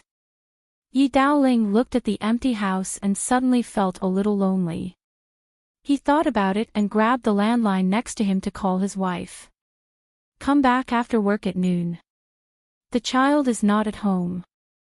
Let's go out to eat something good. Yi Ro drove, and Fang Yen sat in the passenger seat. Yi Ro didn't speak, and Fang Yen also remained silent. There was a song playing in the car, a song that sounded a little sad. If it's too late before dark, I am going to forget your eyes, spend a lifetime, can't finish a dream, waking up from a dream. This life is absurd. South Mountain, North Autumn is sad. South Mountain has a pile of grain. South Wind whispers, North Sea has a tombstone. This song is very nice. Fang Yen broke the silence and said with a smile. Although it sounds sad, the feelings in it are very sincere. There is a couple in love. The man lives in North Sea and the woman lives in South Mountain. They are in a long-distance relationship. One day, the man told the woman that he likes someone else and wants to break up with the woman. The woman was heartbroken, but she still accepted the arrangement. The man didn't fall in love with another woman. He was just sick. It was a genetic disease in his family. At this time, it was difficult for him to even breathe. Few of his family lived past 30 years old, and it was difficult for him to break this curse. He was about to die. He didn't want to drag that woman down because he felt that he couldn't give him happiness. Yi Ro said calmly as if she was telling a story. Of course, she was indeed telling a story. And then Fong Yan was attracted by Yi Ro's story and asked. There is no then. Yi Ro said. Fong Yan was anxious and said, how can you do this? How can there be a story without an ending? Aren't you a eunuch? Are you touched? Yi Ro ignored Fong Yan's doubt and asked. Yes. Fong Yan nodded. I am touched. That man is too great. What about that woman? Yi Ro asked. Woman? Fong Yan thought for a while and said, he has a woman who loves him very much, and Fong Yan couldn't continue. He understood the deeper meaning of Yi Ro's story. Do you think that woman will be grateful after knowing the truth? Will she thank that man for hiding it from her?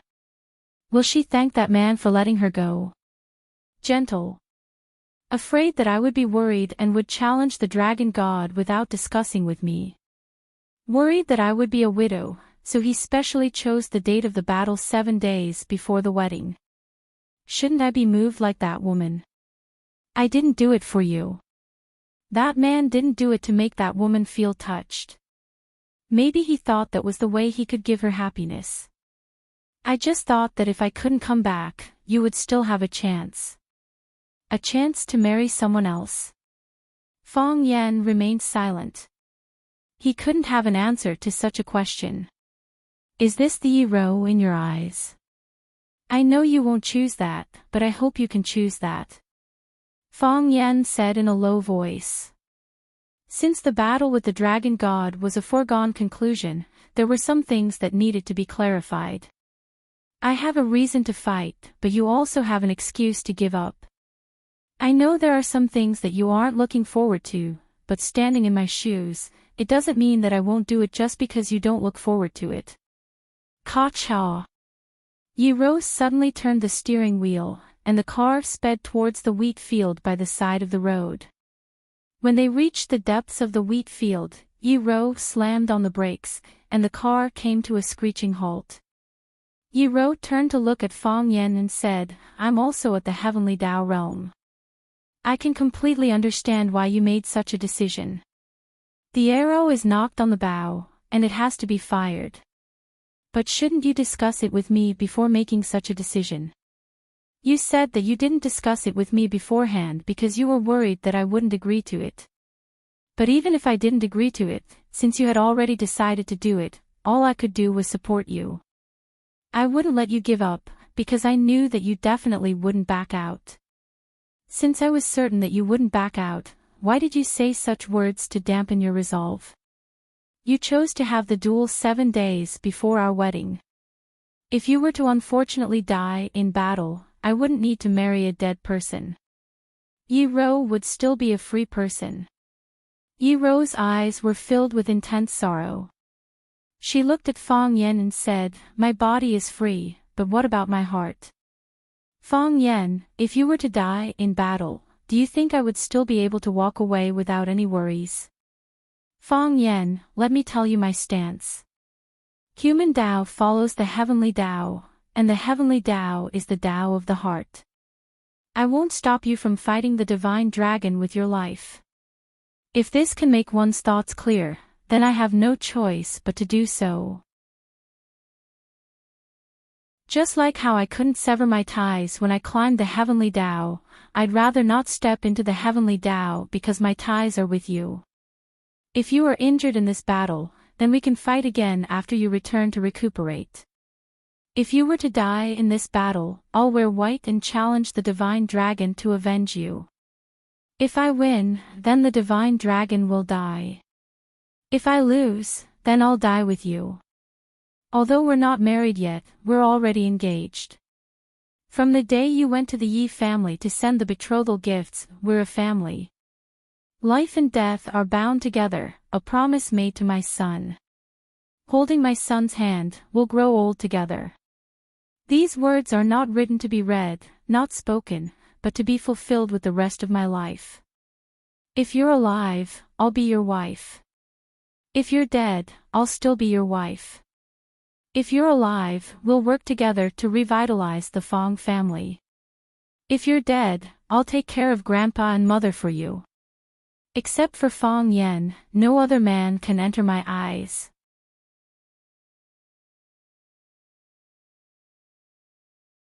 Chapter 833. If you are injured in this battle, then I will wait for you to come back and recuperate before fighting again. If you die in this battle, I will wear a white robe and challenge the dragon god to avenge you. With such a loving and capable wife, what else can I hope for in life?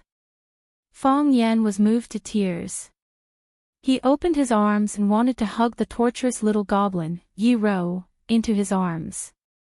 Fong Yan's body seemed to have encountered an invisible qi wall.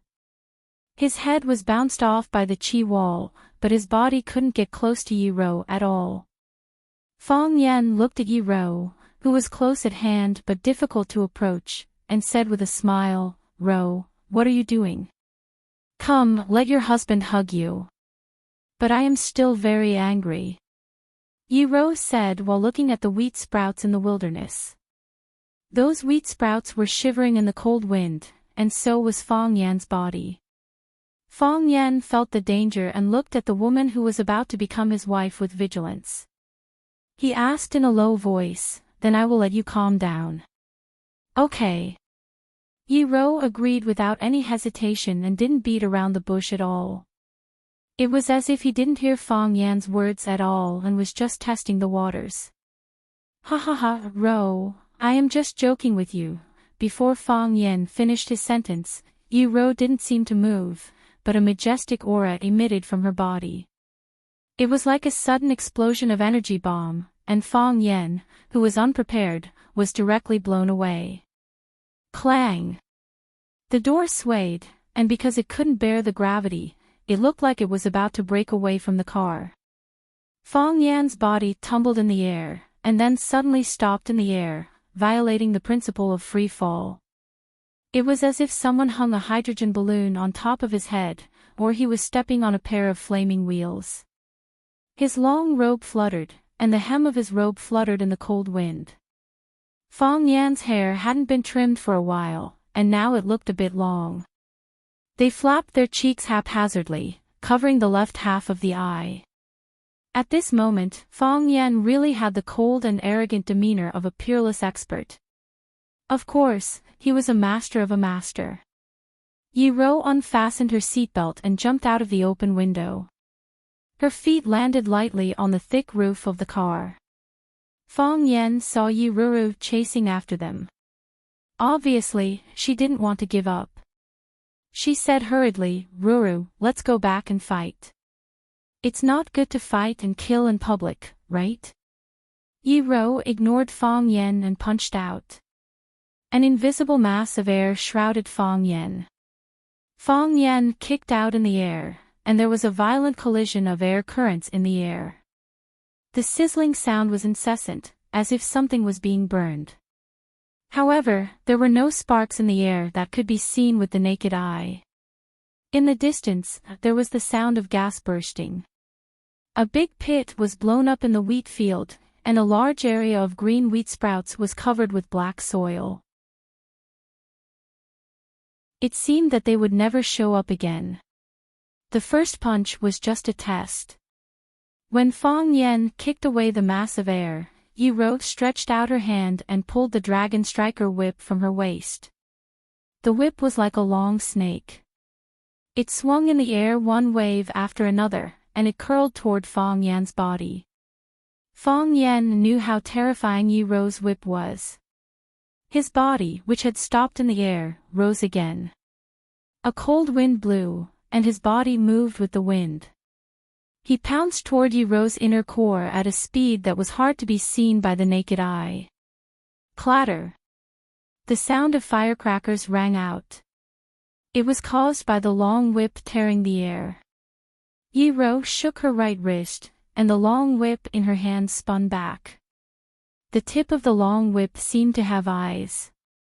It hissed and bit toward Fong Yan's back. Fong Yan felt a chill run down his back. Even if his palm hit Yi Ro, he would be pierced by her whip. Moreover, he didn't dare to hit Yi Ro at all. Therefore, he turned 180 degrees in the air and gave up on attacking Yi Ro with the cloud-expelling palm. Instead, he reached out to grab the tail of the long whip. The tip of the long whip landed in Fang Yan's palm, but he felt a heat flow from his back. His qi and blood were tumbling in his body, and his organs were almost displaced. With a muffled groan, his body was like a rocket that had failed to launch, quickly smashing towards the ground. Plop! Fang Yan's body crashed heavily into the wheat field. With the spot where he fell as the center, the wheat sprouts and soil within a radius of tens of meters were sent flying by the irresolvable force. It was fine if he didn't move, but once he did, it shocked everyone. This was the power of the heavenly Tao realm. After Yi Ro sent Fang Yan flying with a slap, her body flew horizontally again. Her feet returned to her original position on the roof. It was as if she hadn't moved at all. Don't think that I'll show mercy just because you don't fight back. Yi Ro said coldly. Half of Fang Yan's body was in the soil.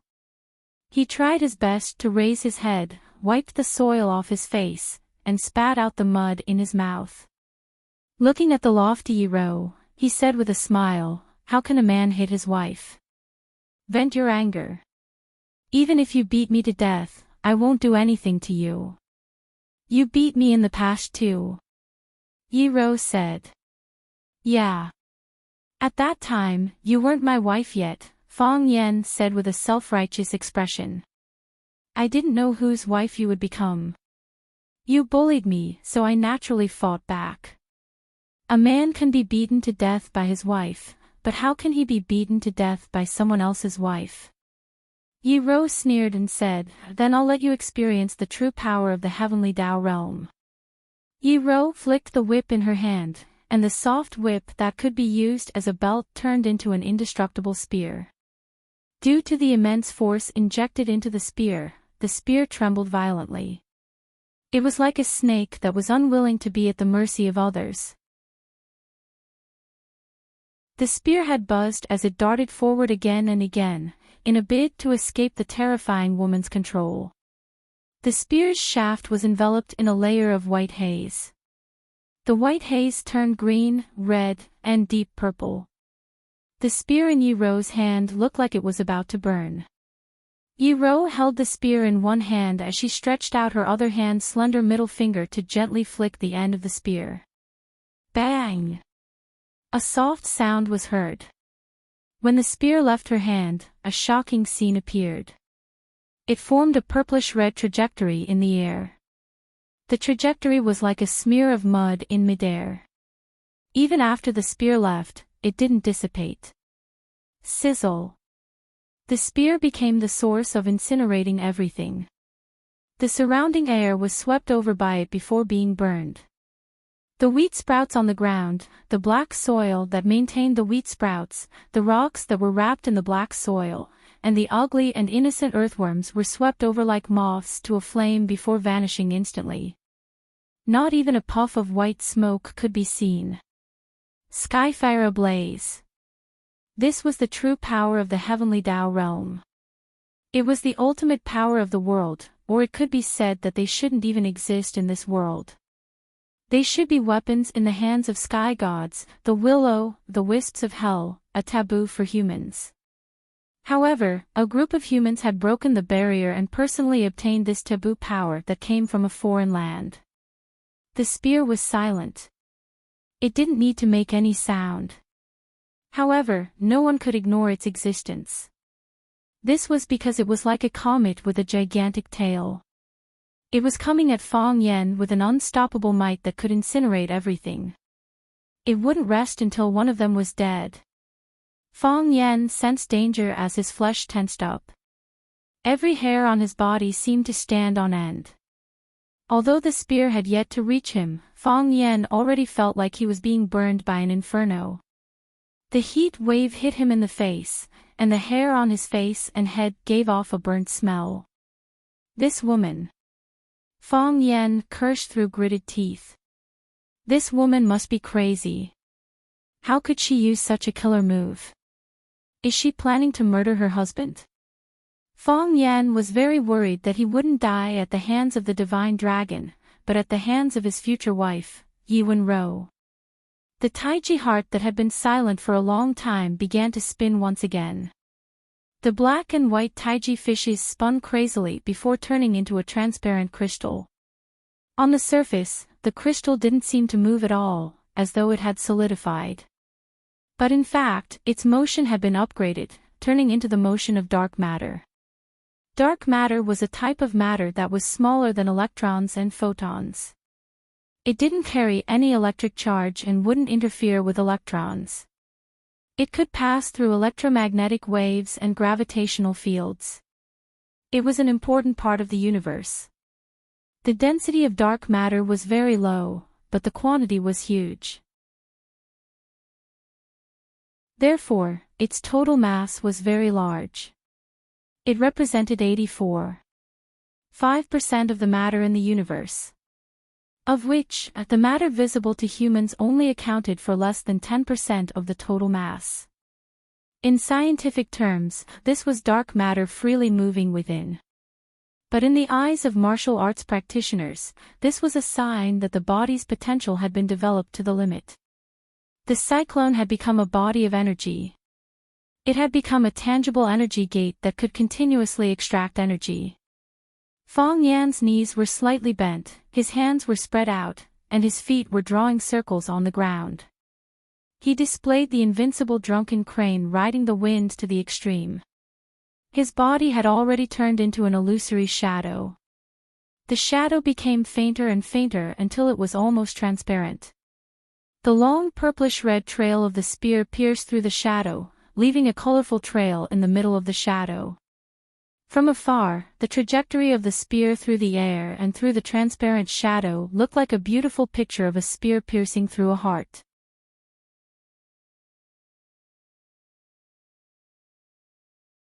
Chapter 834. Although Wan Jing and Yi were a step behind, they quickly caught up. Wan Jing drove while Ye's eyes kept searching. Ahead. Their car is in the wheat field. Yi shouted as she pointed at the car in the wheat field. They're fighting. They're fighting. Yi shouted even louder as she pointed at Fong Yan and Yi Ro who were flying in the air. Wan Jing had already seen Fong Yan and Yi Ro. As he drove the car over, he answered Yi, I saw it. They're really fighting. Let's stand further away. Wan Jing stopped the car far away and looked at the purplish-red rainbow that appeared in the sky. He said with his mouth agape, it's over. Your sister has used a killer move. Is this move very powerful? Yi didn't know much about martial arts, but she could still sense the murderous aura from afar. She felt her body tense up and her heart beating violently. She would have such a feeling when watching horror movies, but it was obvious that this wasn't a horror movie.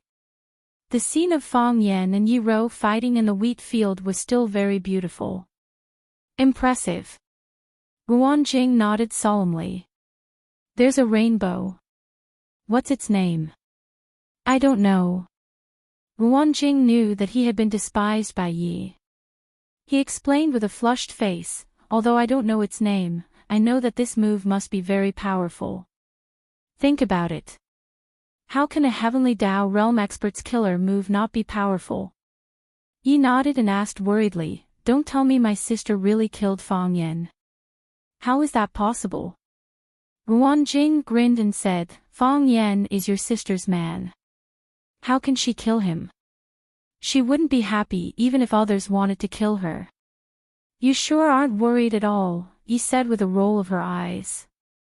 Then why did she use a killer move on Fong Yan? It's to feed him a move, Wan Jing said. What do you mean feed him a move?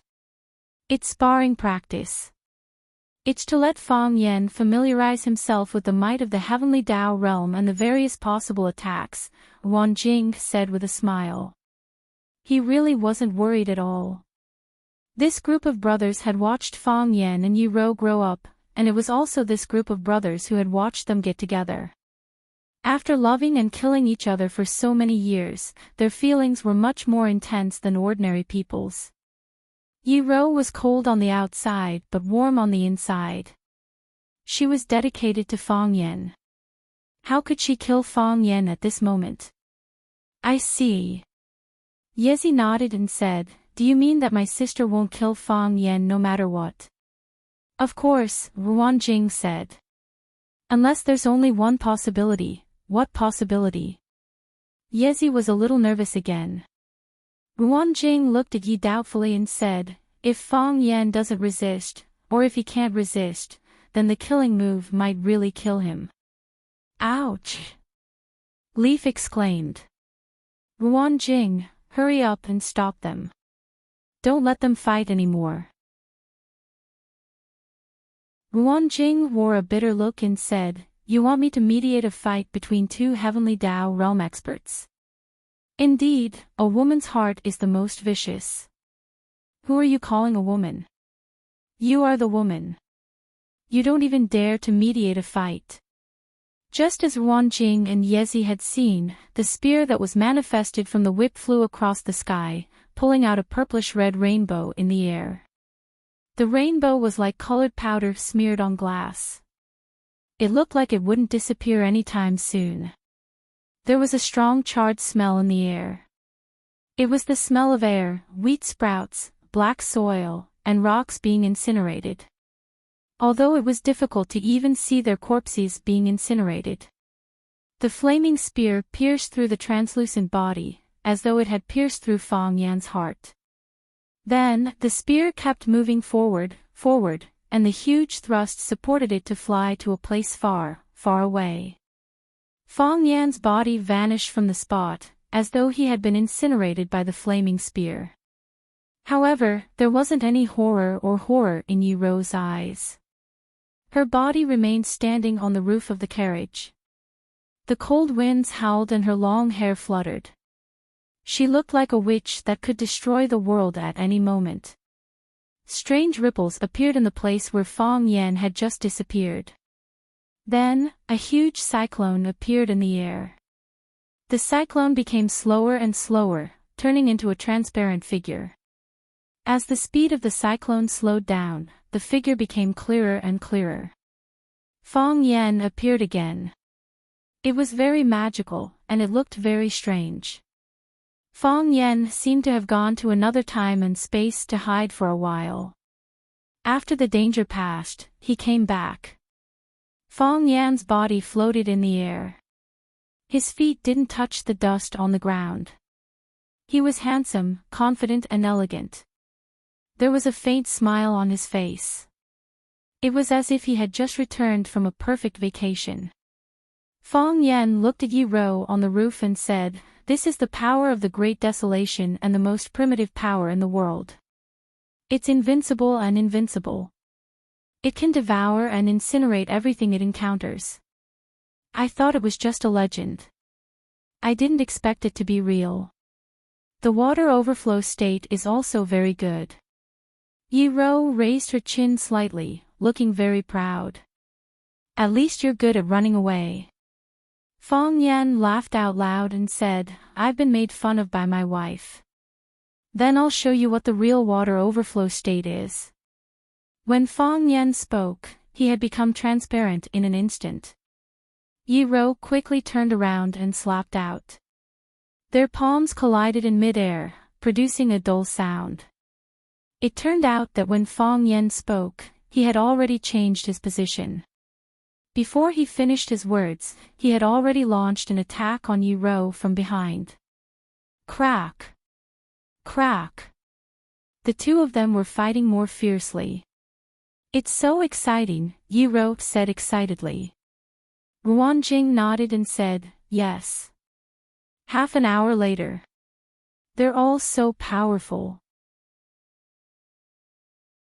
Ruan Jing nodded and said, "Yes."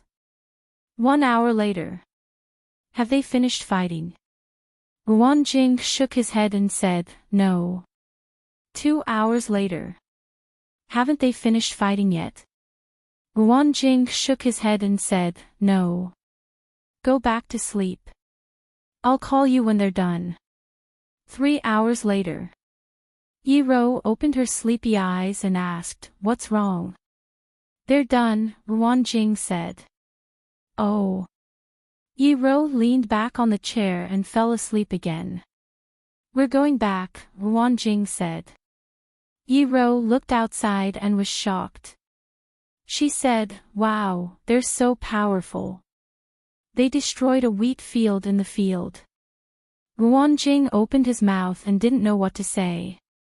Yi-ro was still driving. Fong Yan's body slumped in the passenger seat. "I can't bear to hit you," Fong Yan said in a weak voice. Yi-ro ignored him and drove with a serious face. "I mean it.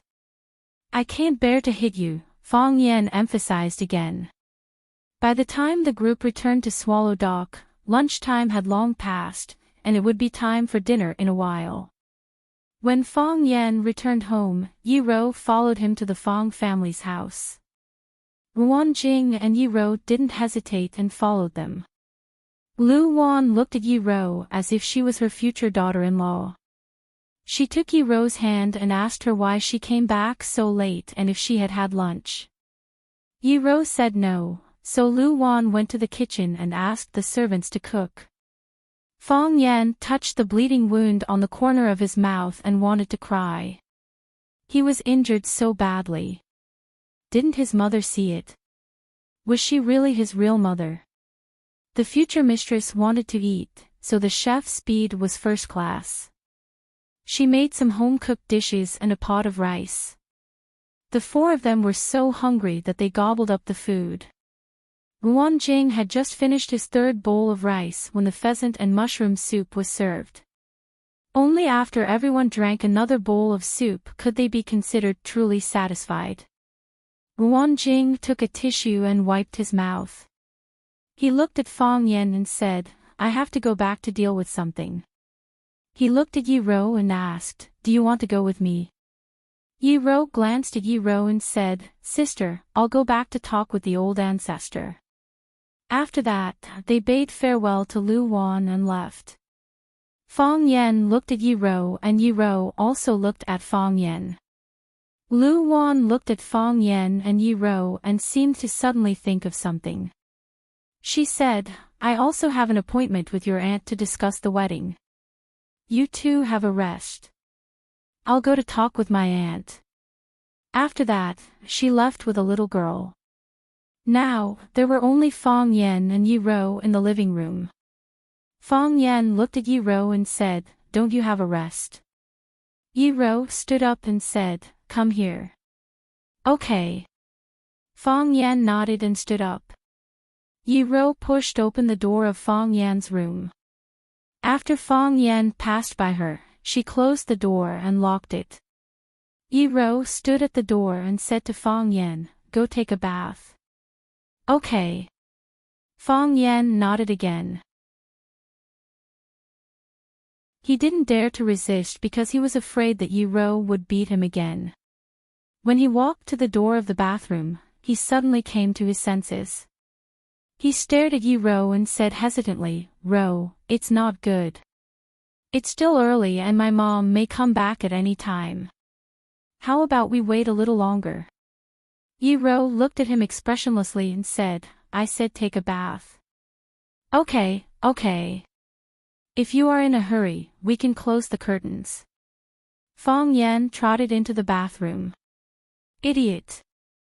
A charming smile appeared on Yi-ro's face.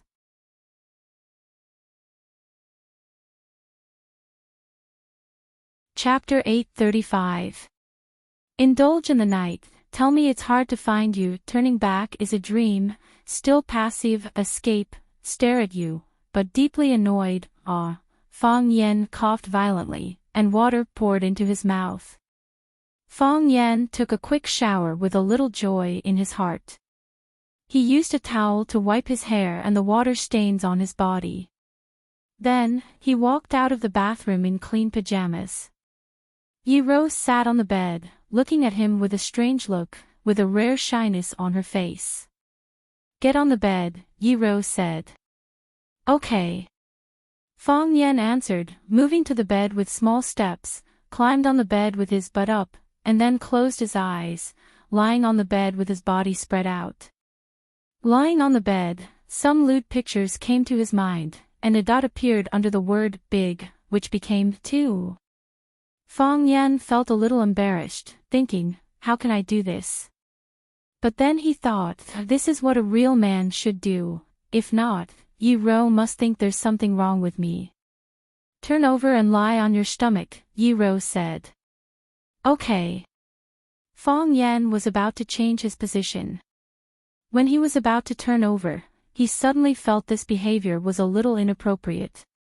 He could love endlessly, but he couldn't accept such humiliation. Fang Yan lay back down.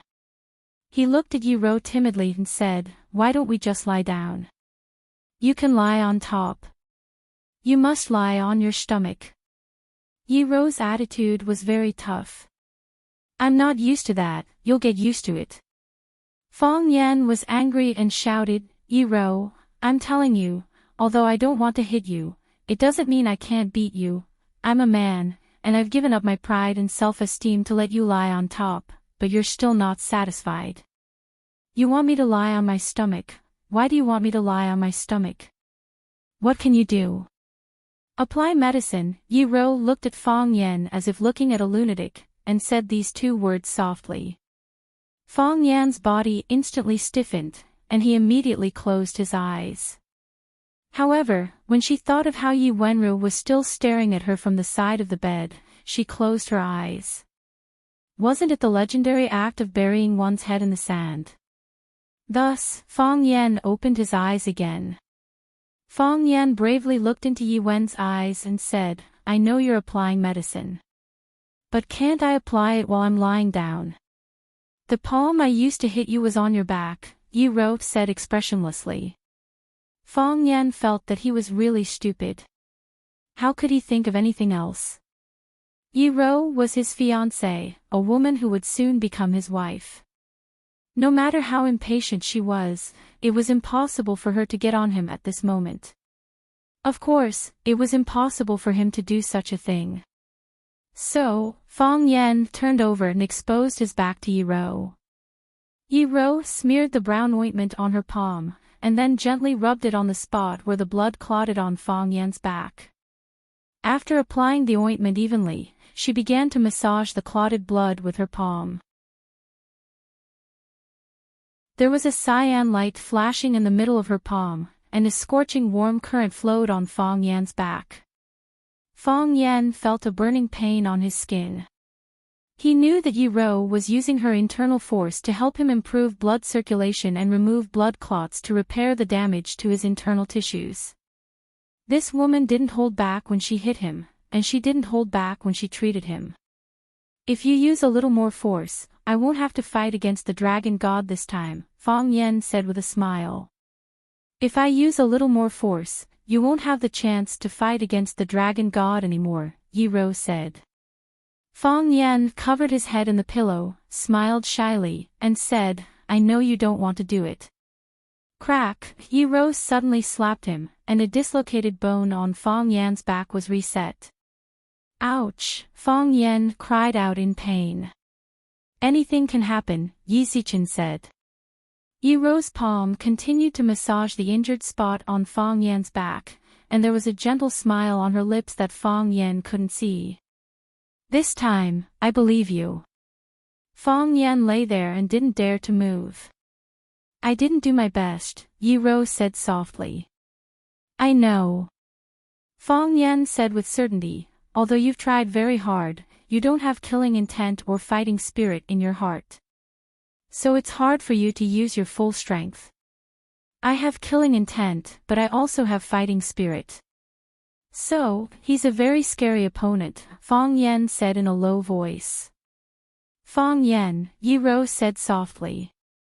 If you really want to, what am I thinking? I'm not thinking anything, Fang Yan quickly denied. This was too scary. Could it be that this woman had guessed his thoughts? Crack! Another spine on Fang Yan's back was restored by Yi Rou. Foam Mountain, also known as Wind Mountain, was located in the Red Canyon far away from Yanjing. Apart from the maple trees all over the mountain, there was also the sandstorm from the north. Foam Mountain was the first stronghold to stop the sandstorm from invading Yanjing City.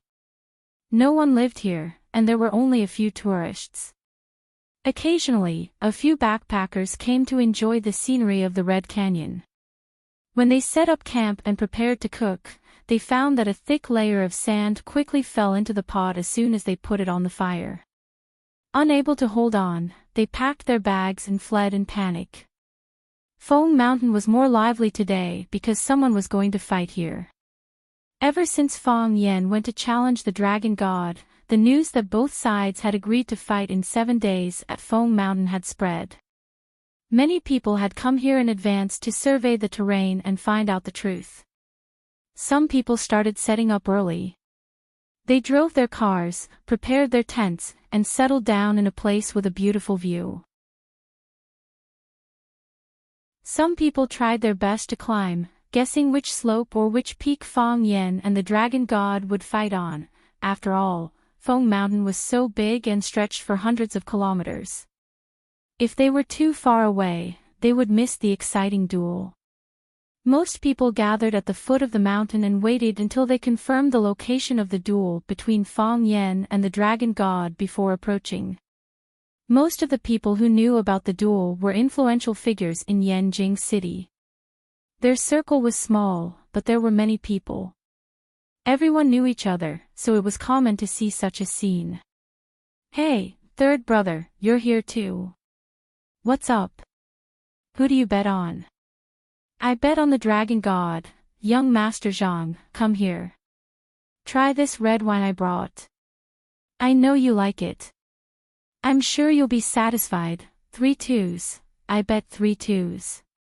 Why are you betting on a pair of kings? Are you stupid? Have you figured out who's the landlord here?" Feilai Peak. This was the loneliest and steepest peak in Foam Mountain. It was high and dangerous, and there was almost no road.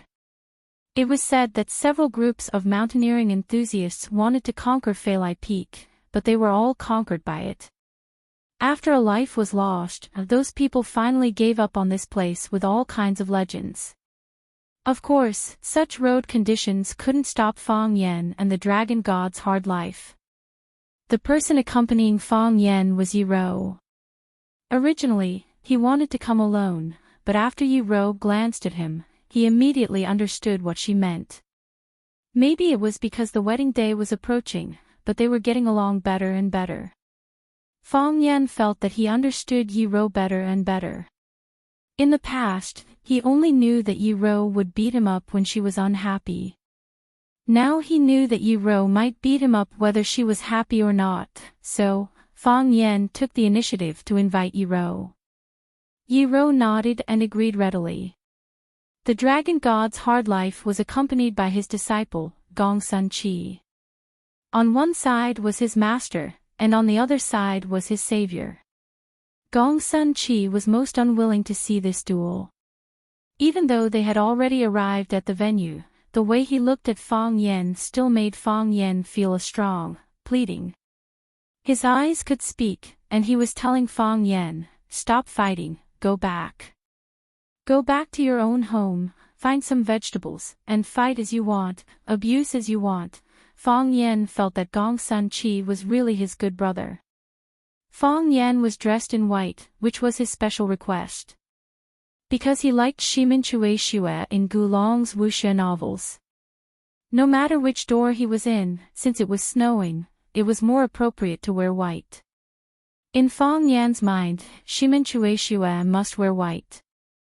If he wore black, yellow, red, or purple, it would not be worthy of such a cool name. The Dragon God's hard life was still dressed in a gray robe. When Fang Yan first saw him, he was wearing the same clothes, and now he was still wearing the same clothes, as if he had never bought a new set of clothes. His body was skinny, and his hands were folded in his sleeves. Standing on the top of the mountain, he looked like he would be blown away by a gust of wind. Gong Sun Chi walked in front of Fong Yen, looked at Fong Yen and said, "You've decided, you won't change your mind." Fong Yen patted his shoulder and said with a smile, "I can understand how you feel, but you should also know that when we last met, I had already made up my mind." The dragon god saw this scene and sighed, "My disciple, Dragon God's hard life, is still not as good as Green Dragon Mo Qian's disciple. This duel is inevitable, why say so much?" Fong Yan glanced at the dragon god's hard life and said, "Gong Sun Chi is just more sentimental than I am. He is willing to care about the fate of others, but I care more about my own fate. You sure know how to defend him," the dragon god said with a smile. His gaze fell on Yi Rou, who was beside Fong Yen, and said, "I heard that Fong Yen is going to marry Miss Yi, one family with two heavenly laws. This is something that has never been heard of for hundreds of years. It will definitely be a great story in the future." Yi Rou looked at the dragon god's hard eyes and said in a cold voice, "If you kill him, I will definitely kill you." You're tuning into the Dreamy Chapters YouTube channel. We're so grateful for your support, and don't forget to subscribe to join us on this incredible journey through captivating stories. Your generosity through donations truly makes a world of difference, as it's the primary source of revenue that allows me to expand and enhance this channel for you. Thank you from the bottom of my heart for being a part of this adventure.